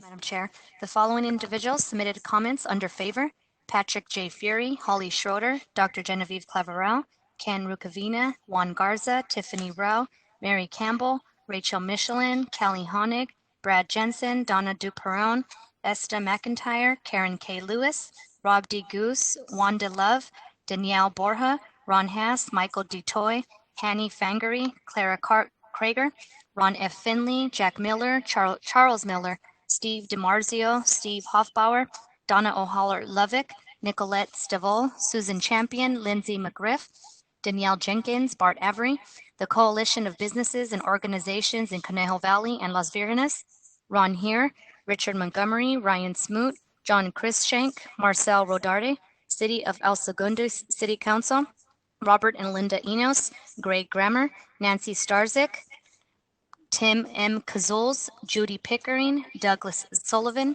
Michael Dutra, Mike Alfred, Molly Engelhart, Colonel Ralph Cantrell, Jeff Piper, and the City Council of the City of Commerce. The following submitted under Oppose: Peter Alamilo, and the following submitted under Other: Vicky Shapiro, Sue Ariano, Julie Welch, Anita Fisher, Colleen Golden, Darlene Simone, Zulma Gent, Jeffrey Day Klausner, and James E. Enstrom. Thank you for that. So this item will be referred into closed session. Now we will move on to item A1. I'm sorry, Supervisor Solis. That's okay. Thank you. Yeah. You are on deck. Thank you so much, Madam Chair, and thank the members of the board and the public. I held this item to present as a read-in motion, ensuring the safety and well-being of workers at industrial facilities, that I'd like for us to consider to vote on today. And the motion is as follows. Over 200 workers at 9 industrial facilities in the city of Vernon, located in the southeast region of Los Angeles County, have tested positive for COVID-19. The largest outbreak was reported at the Smithfield Foods, owned by Farmer John Slaughterhouse Plant. This past week, there were additional cases reported to the City of Vernon's Health and Environmental Control Department. The companies either produce, package, or distribute a wide variety of foods, including coffee, tea, bread, and meats. Although these facilities are inspected and permitted by the Vernon Health and Environmental Control Department, public health experts from the Department of Public Health are advising these facilities on strategies to prevent further spread of the virus and following up on cases and contacts among workers. As we continue down our path to recovery, it's important that we protect the well-being and safety of our workers. The United Food and Commercial Workers UFCW Union Local 770, representing over 30,000 members in the retail food, retail pharmacy, meat packing, and food processing, laboratory, and cannabis industries, have also been monitoring the situation closely from the very beginning. The union, representing 1,300 plant employees, has acted swiftly during these trying times and is calling for Smithfield to continue paying workers while they close the plant for a complete and thorough investigation and cleaning, and to ensure the company is complying with Cal OSHA and the Department of Public Health guidance, and that Cal OSHA and the Department of Public Health come in to review conditions and make recommendations immediately. Our public health experts advise people who feel sick to isolate themselves at home until 10 days after their symptoms first appeared and at least 3 days after they've recovered. Even those who test negative for COVID-19 have been in close contact of a person with COVID-19 need to quarantine for 14 days so that we can not only protect ourselves, but those around us and those who work with you. I am therefore asking the Board of Supervisors instruct the Department of Public Health in collaboration with our labor partners and the City of Vernon's Health and Environmental Control Department to report back to the board in writing within 7 days on the following: the facilities' COVID-19 mitigation and implementation plans for the facilities with outbreaks to ensure compliance with the Centers of Disease Control and Prevention and Cal OSHA rules and recommended guidelines. Current and forthcoming support efforts by the facility operators for the impacted workers, their families, and the surrounding Southeast Los Angeles communities. A review of both Department of Public Health and the respective city jurisdiction and appropriate entities' current protocols for manufacturing and food facilities to ensure that they are sufficient to reduce outbreaks in these types of facilities. Protections and safety of our workers and residents at this and other businesses, factories, and plants is key to our successful reopening our economy and relaxation of our safer at home health orders. While we're seeing positive COVID-19 cases throughout the county, there are specific regions in the county that are at higher risk. For example, the city of Vernon, where very few residents reside, there are approximately 50,000 people that work there on a daily basis. There are 1,800 businesses that are located there. And many of the workers live in the surrounding Southeast Los Angeles communities of Southgate, Huntington Park, Bell, amongst others, who have been daily exposed in these workplaces to potential COVID-19 cases. Several of these workers, as you know, are immigrant, Latinos. Some are older in age, some are undocumented, and suffer from pre-existing conditions, putting them at greater risk of severe illness and death from the virus. Telework and telecommuting are not an option for these workers. Moreover, for many, sheltering in place is difficult because of generational households that live in small dwellings. I would urge my colleagues to please support this motion as we move forward in helping these stressful family members and employees at these facilities. Thank you, Madam Chair. Thank you. Is this for today's agenda? Or is this a report? Well, it's not a report back. It's under A1, so we can do it. We can do it. Okay. Supervisor Solis, any comments from my colleagues? All right. Would you, Madam Executive Officer, would you please take roll on this item? Thank you. Oh, we have one person that signed up on A1. Would you please, or submitted written testimony, would you please read off that name? Yes, the following individuals submitted under other: Peter S. Alamil. Thank you. Madam Executive Officer, would you please call roll? Thank you. Supervisor Solis? Aye. Supervisor Ridley Thomas?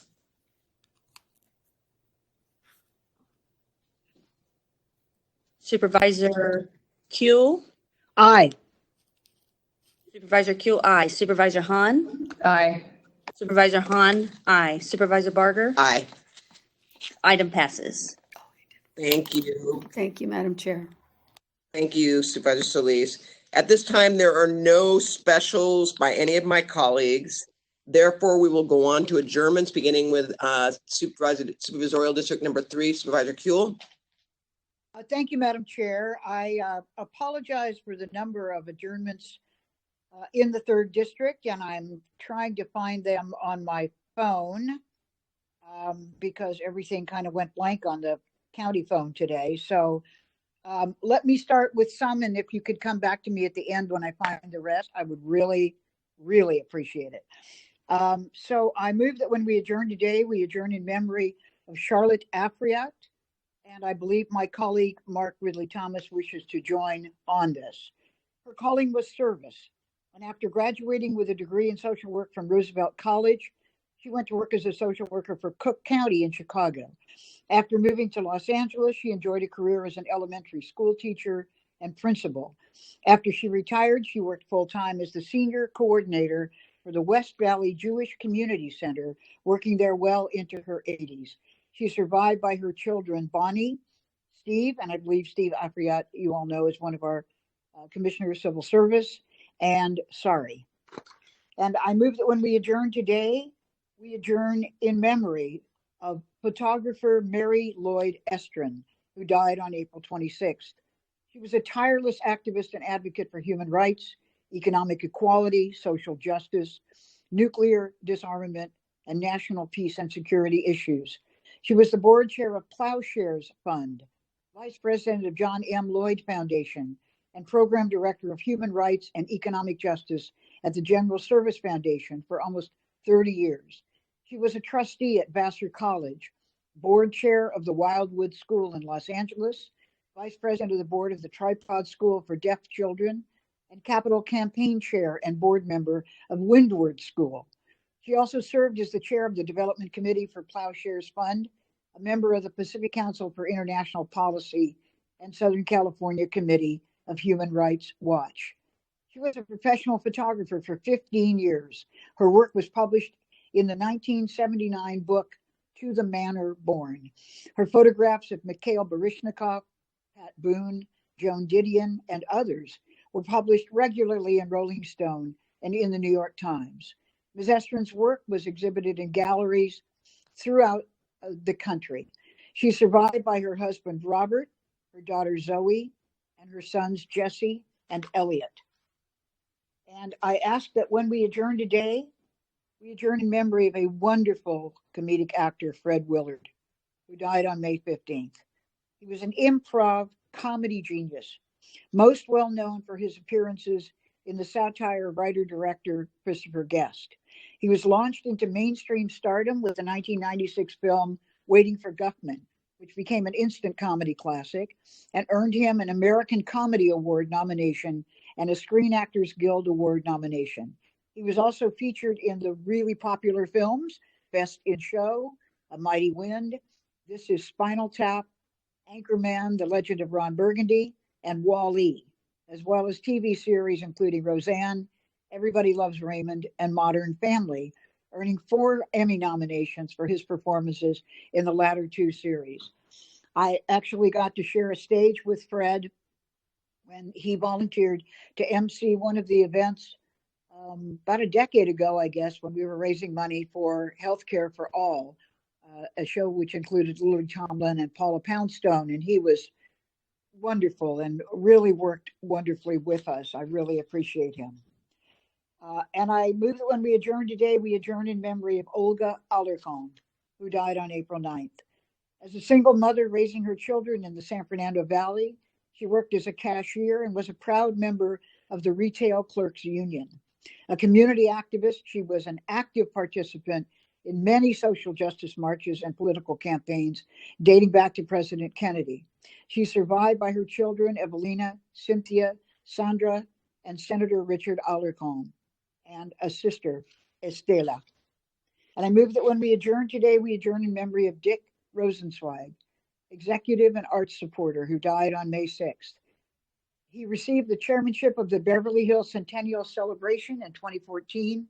He served on the Beverly Hills Arts and Culture Commission, was a founding member of the Wallace Annenberg Center for the Performing Arts in Beverly Hills, and was elected chairman of the Los Angeles County Museum of Art's Modern and Contemporary Art Council in July of 2000. He's survived by his wife, Judy. And I move that when we adjourn today, we adjourn in memory of Thea Brodkin, a graduate of Smith College, majoring in government and the USC School of Public Administration. Thea was also interested in elections and public access to government. In the 1970s, She served on Los Angeles Mayor Tom Bradley's advisory council implementing desegregation. She was a longtime participant in the RRCC Community Voter Outreach Committee and an active and distinguished member of the League of Women Voters.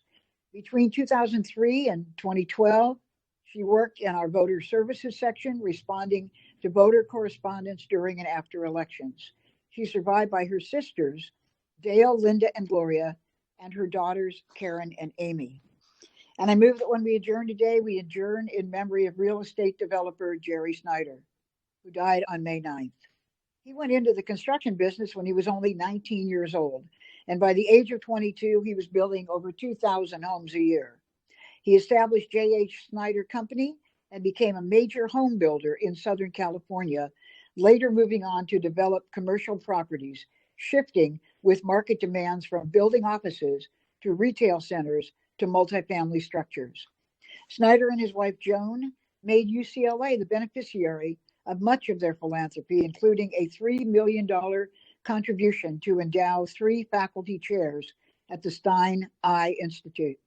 They also established the Jerome Snyder Systems Building and Housing Research Fellowship at the UCLA Graduate School of Architecture and Urban Planning.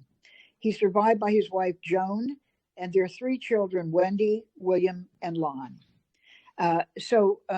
Thank you, Madam Chair. Please come back to me after the other adjournments, and I will have found the others in my phone. Thank you.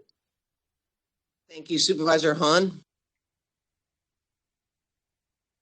Thank you, Madam Chair. And I just wanted to also offer my remarks on the adjournment for Jerry Snyder that Supervisor Kuehl just proposed. Jerry was a friend of mine for as long as I can remember, and I believe he had something to do with the developing of the Marina City Towers. But I also think he became really famous for developing the river in Palm Springs. It was sort of the first time, not the first time, but it was such a great development that he took an absolute dusty, hot, empty parking lot and put a river through it. And it's become one of the hottest spots in the desert. It's hard to even get reservations there in the summer. So he was very visionary. I consulted with him when we were talking about the waterfront development in San Pedro. And he had a lot of vision, but he understood the power of water. So I move that when we adjourn today, we adjourn in the memory of Elizabeth Trainey, who was 70 when she passed away. She was a graduate of Mary Starr High School in San Pedro and attended Immaculate Heart College in USC. Throughout her life, she worked at Trainey's Majestic, the post office, Trainey's chocolate shop, but she was most proud of being one of the first women to join the Marine Clerks, Local 63. Liz is survived by her sister, Sharon, her brothers, John and Jim, who, of course, is the restaurateur for Jay Trainey's restaurant in San Pedro, and her nephews, Jimmy, Dustin, and niece, Jessica. I also move that when we adjourn today, we adjourn in the memory of Margaret Podew, who was 86 when she passed away. She moved to San Pedro with her family when she was young, and true to her pure Irish heritage, Margaret was always a force to be reckoned with despite her petite stature. Her love of her family and her life was ever present. Margaret survived by her devoted husband, Anthony, her children, Tim, Tony Ann, and Michael, 9 grandchildren and 3 great-grandchildren. Her son, Michael, is the president of ILW Local 63. I also move that when we adjourn today, we adjourn in the memory of Victor Adrian Rosas, who was born in Peru. He was an automotive technician that had a dream of working in the United States. In 1969, General Motors offered him a job and the chance to live his dream. Victor, his wife Maria, and daughter Tatiana moved to the United States, and Victor lived in Downey at the time of his death. He's survived by his daughter Tatiana, who is an executive assistant with our Department of Military and Veterans Affairs here in the county, survived by his son Dennis and his 2 grandchildren, Melissa and Adrian. That's all I have, Madam Chair. Thank you. So I move that when we adjourn today, we do so in memory of Dr. Royce Moody, DDS, a longtime resident of Valencia who passed away at the age of 78. He earned his undergraduate degree from Indiana State University and his dental degree from Indiana University in 1966. That same year, he enlisted in the U.S. Army, where he served as captain of a medevac unit that was deployed to Vietnam. He opened his first dental practice in Indiana, which is still family-owned today. He moved to Los Angeles and opened another dental practice with his wife, and together they served dental patients throughout the United States and internationally. He was considered an innovator in the field of removable prosthetics. He lectured around the globe, teaching dental professionals. He spent his career with one goal: to improve the quality of lives by restoring people's smiles. Roy is survived by his wife, 4 children, and a sister and brother. Also, that we adjourn in memory of Thomas Walter Gurpin, a longtime resident of Laverne who passed away at the age of 81.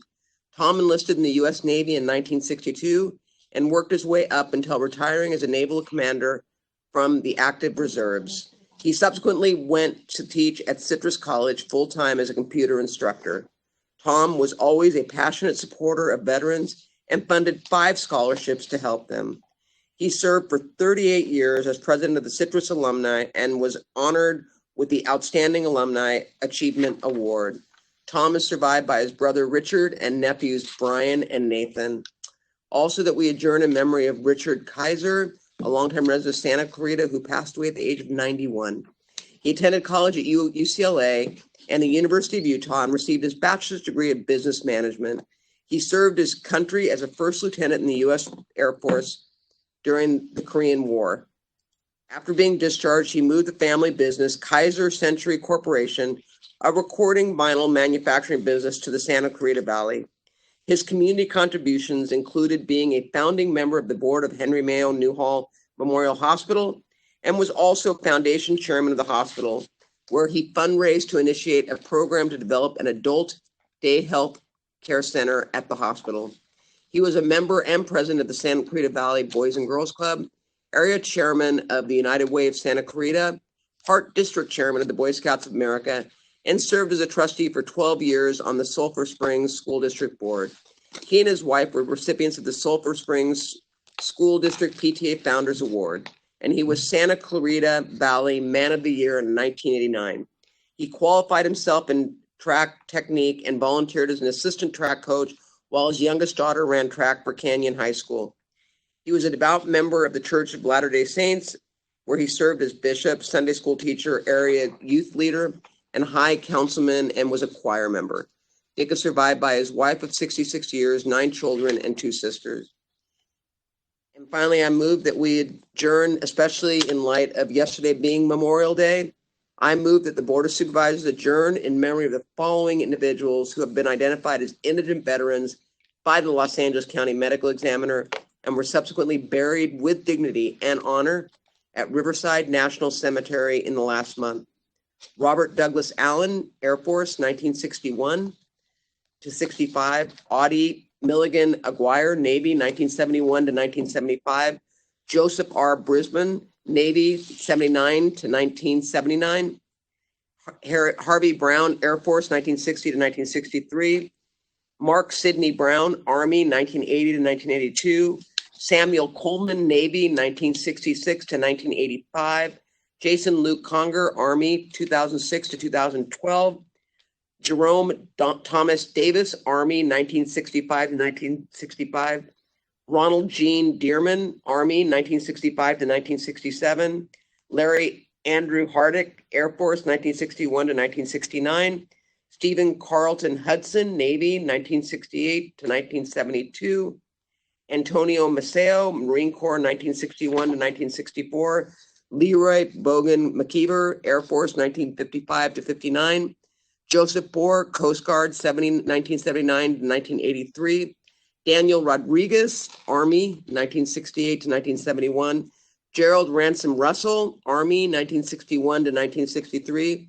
Robert Lotes Salter, Army, 1970 to 73. Clarence Simons, Marine Corps, 1975. David Bruce Smith, Air Force, 1971 to 75. Martin Ronald Smith, Army, 1969 to 1971. Sidney Stein, Army, 1950 to 52. David Lee Stemling, Air Force, 1970 to 75. Donna Jean Wagner, Navy, 1968 to 1970. And Scott Edward Warden, Army, 1970 to 1971.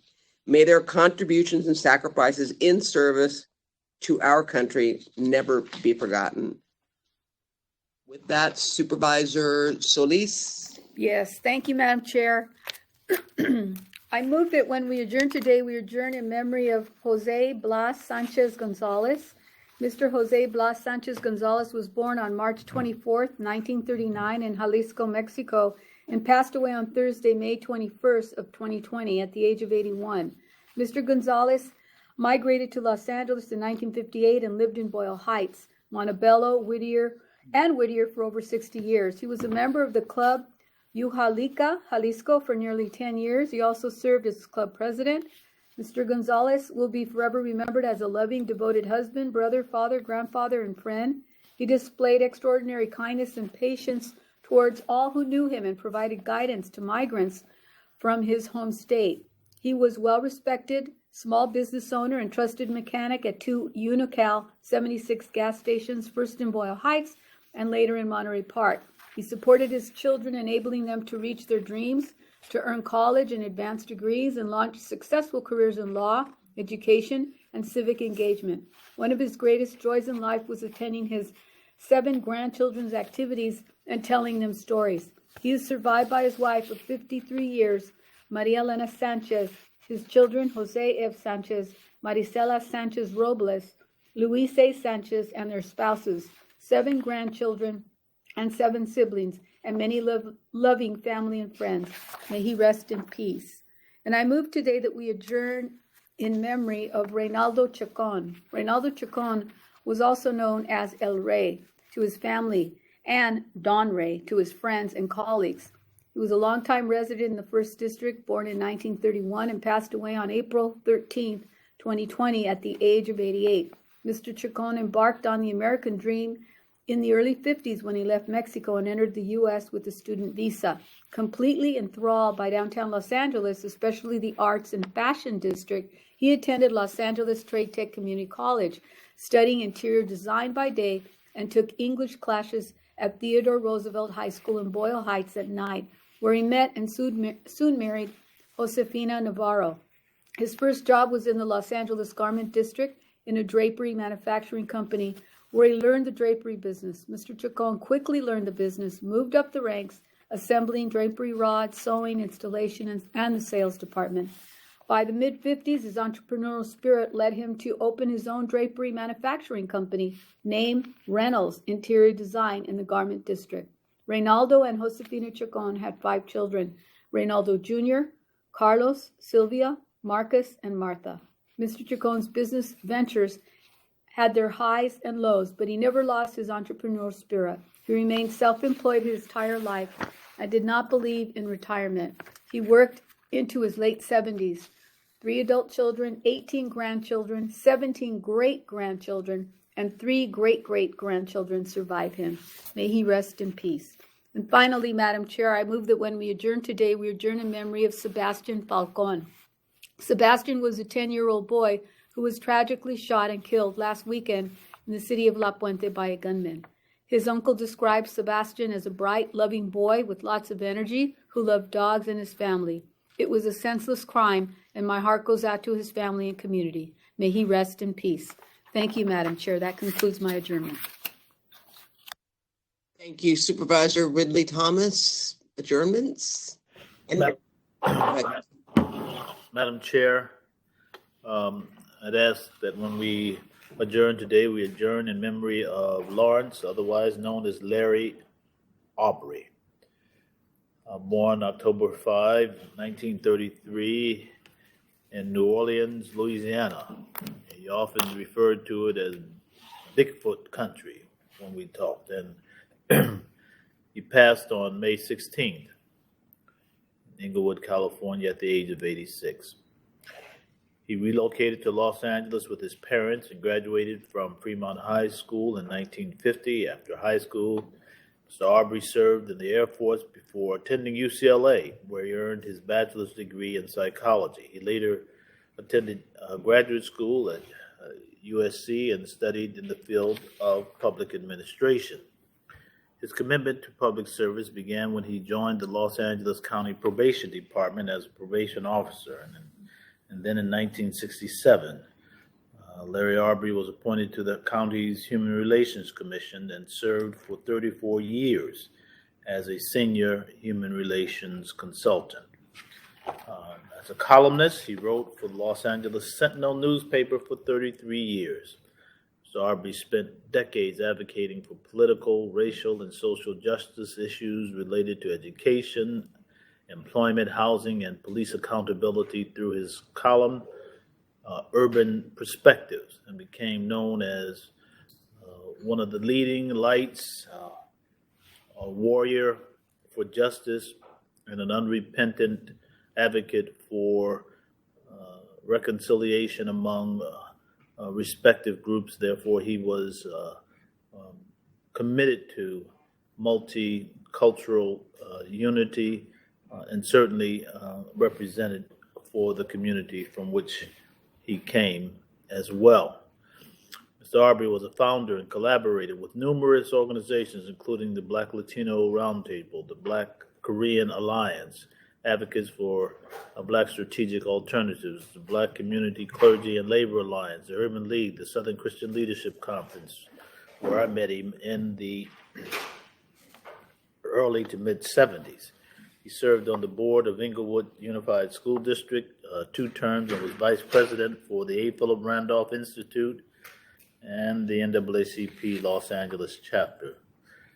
Larry Arbery will be remembered as a mentor, a professional trumpet player, a jazz aficionado, and much more, and as a fearless, beloved community member, a husband, a father. He was all of that. He's survived by his wife of 64 years, Gloria, 5 children, Aaron, Heather, Kelly, Chris, and Mark Aromas. 6 grandchildren, Alvin, Atlantis, Desiree, Julian, Marcus, and again, Mark Jr. Extended family and friends who will all miss the ubiquitous Larry Arbery. May he rest in peace.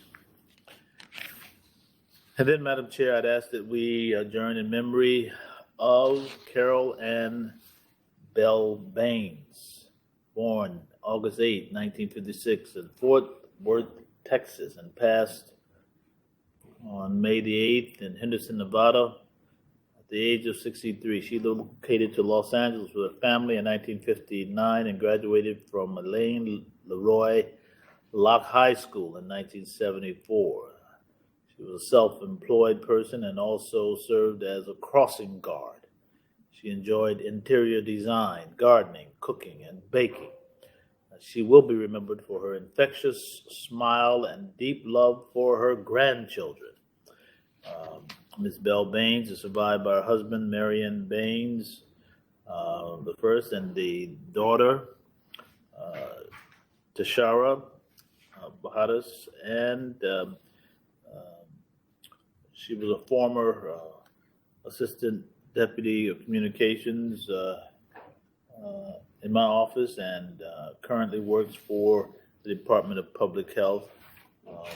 Son, Marion Baines II, 3 granddaughters, extended family, and friends who will miss Carol Ann Baines most assuredly.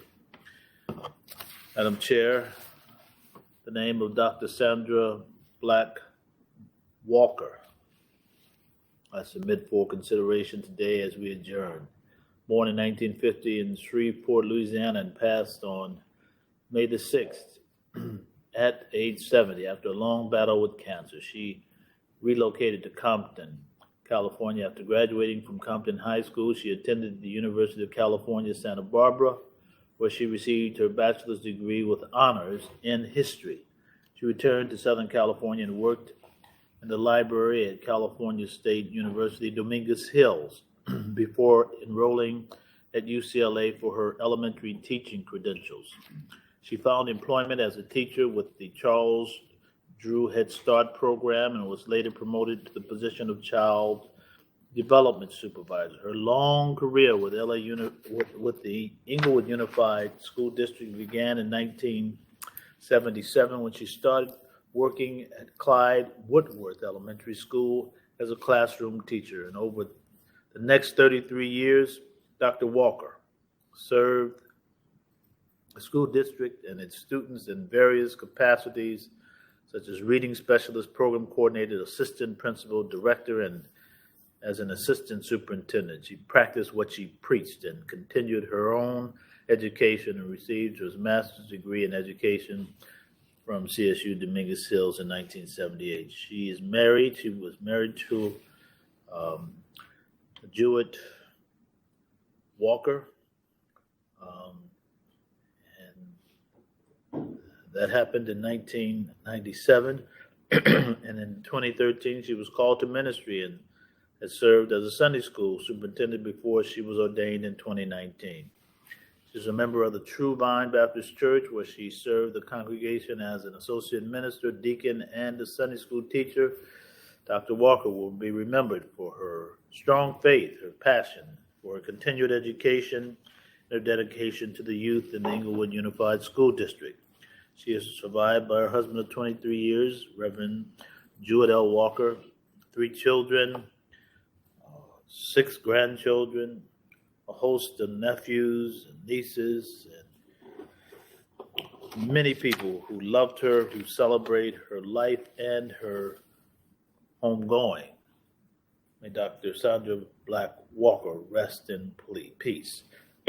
Finally, Madam Chair, Shad Gaspard, born January 13, 1981 in Brooklyn and tragically passed on May 17th in Venice at the age of 39. He's best known as a member of Crime Time, a professional wrestling tag team with the WWE.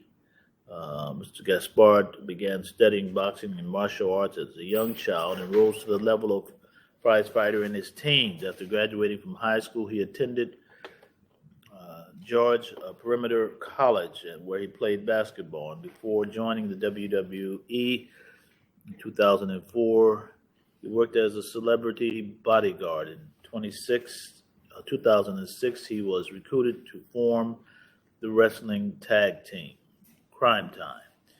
And in 2010, he turned his attention to writing and produced a screenplay on the Haitian Revolution. So Mr. Gaspard also pursued a career in acting and appeared in several film and television shows, including Think Like a Man, To the Game, and more. He appeared in the 2013 stage production of The Pugilist and did motion picture capture work for the video games, and most recently for the lead character in the 2018 version of the game God of War. Shad Gaspard will be remembered for his heroic spirit, his infectious smile as a mentor, a professional writer, and an actor, and a dedicated father, and is survived by his wife, Seleniana, and their son, Are, extended family, and friends. And you may know that this was a tragic drowning accident, and his heroism was displayed by what a father does when those who came to rescue them had a choice to make between him and his son. He sought to save his son, and in so doing, lost his own life. So may he ever be remembered for his valor, for his commitment, and his life-saving gesture to his own flesh and blood. Madam Chair, that concludes my adjourning motions. Thank you. Supervisor Kuehl, you have some more adjournments? Yes, thank you so much, Madam Chair. We unfortunately in the last couple of weeks had quite a few losses in the third. So I ask that when we adjourn today, we adjourn in memory of Marvin Berman. After the Korean War, Sergeant Berman became an apprentice to famed architect Richard Neutra and used his GI Bill to attend the USC School of Architecture. He embarked on a 61-year architectural career, receiving recognition in both residential and commercial design, and wanted it to be noted in his obit that he remained a loyal USC Trojan. He's survived by his wife Cookie, their children Joel and Deidre, and his brother Bernie. And I ask that when we adjourn today, we adjourn in memory of Jack Dugan, an artist who died on April 12th. As the founding director of Workshop, an artist collective and printing studio on Main Street in Santa Monica for over 47 years, he enabled an entire generation of artists to develop their skills and had an incalculably major impact on the arts of Los Angeles and beyond. He taught at Santa Monica College, Otis College of Art and Design, and UCLA Extension. He's survived by his wife Susan, his sons John and Max, his stepson Eric, his stepdaughter Samantha, and his brothers Robbie and Dave. And I ask that when we adjourn today, we adjourn in memory of Michael Keenan, noted actor and director, who directed at institutions across the country and whose acting credits include more than 100 productions performed at theaters across the country: the South Coast Repertory, Seattle Repertory Theater, San Diego Shakespeare Festival, the Amundsen, and the Mark Taper Forum. Most notably on Broadway, he appeared in Sir Peter Hall's Tony Award-nominated revival of Amadeus. He had numerous roles on television shows, including Cheers, Dallas, and Star Trek, as well as his recurring role as the beloved Major Bill Coogan on Picket Fences. As a celebrated professor, he taught acting and directing at USC for over 25 years. And I ask that when we adjourn today, we adjourn in memory of Michelle Marco Knifsey. Her calling was caring for others. And after obtaining a master's degree in marriage and family therapy, she founded an active counseling practice for underprivileged families. And when she wasn't caring for her patients and her 5 children, she volunteered endless hours for hospice, Meals on Wheels, St. Anne's, and the Good Shepherd Shelter. She was a beloved neighborhood figure, founding the Lucerne Boulevard Block Party over all of 45 years ago, and it continues to this day. She's survived by her husband, Thomas, and their 5 children, Sean, Brian, Karen, Kevin, and Joseph. And I ask that when we adjourn today, we adjourn in memory of John David Moon Martin, who died on May 11th. He was a singer-songwriter, guitarist, and pop performer who earned the nickname Moon from his propensity to use the words over and over in his song lyrics. He's best known for writing the hit song performed by Robert Palmer, Bad Case of Lovin' You. He also wrote Cadillac Walk, performed by Willie DeVille, and Victim of Romance, performed by Michelle Phillips. He had a music career all his own, recording 5 albums on the Capitol label, with his most successful album being Shots from a Cold Nightmare. And ask that finally, when we adjourn today, we adjourn in honor and memory of John Julio Cedillos. After serving in the U.S. Army, went to UCLA, earned his MS in accounting and secondary teaching credential, recruited Chicano students for the Graduate School of Business. He went to work at a Big 8 accounting firm, got his CPA certificate, and became treasurer of the client's firm. He and his wife, Jean, actively supported the public schools and youth athletics, and John coached girls softball and soccer and later high school boys soccer for 16 years and was named AYSO Coach of the Year for Region 20 in 1998. He's survived by his wife, Jean, and his daughters, Lori and Holly. Thank you, Madam Chair.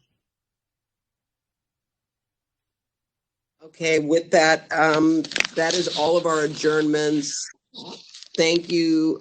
We will take all the motions as seconded. If there's no objection to unanimous vote, that will be the action. And Supervisor Ridley Thomas would like to be recorded as an aye vote on item A1. So that concludes today's meeting. Madam Executive Officer, please read us into closed session.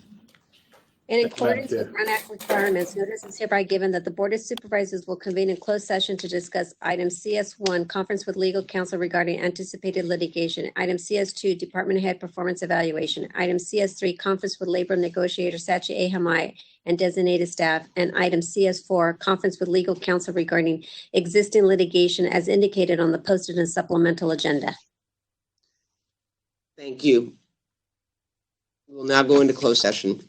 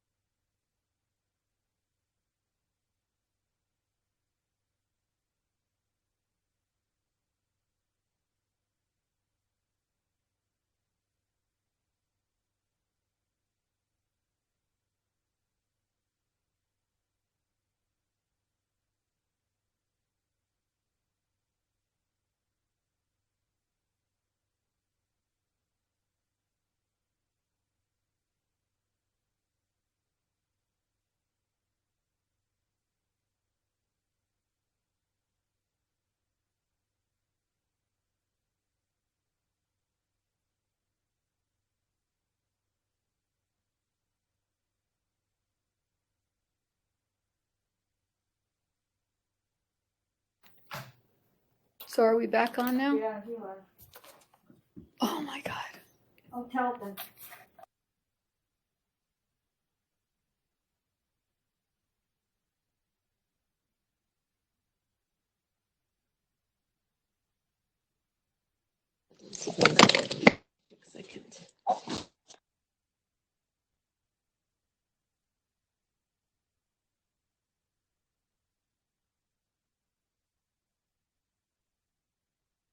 All right, Madam Executive Officer, would you please read us back into open session?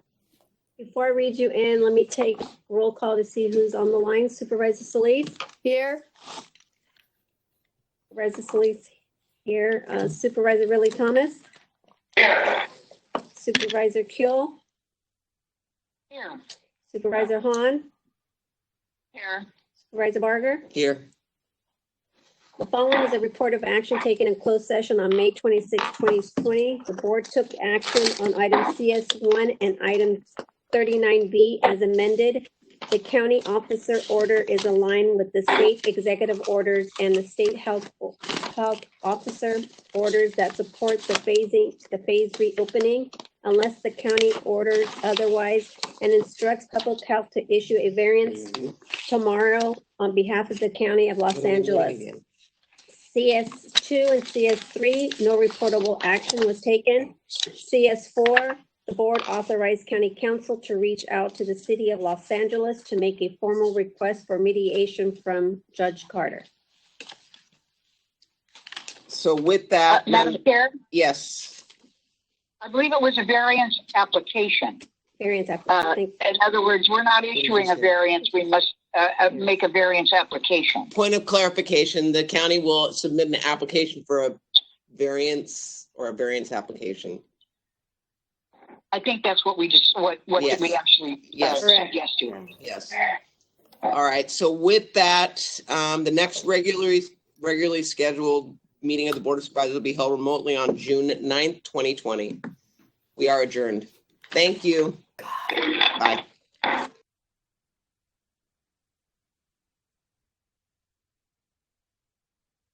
This meeting is no longer being recorded.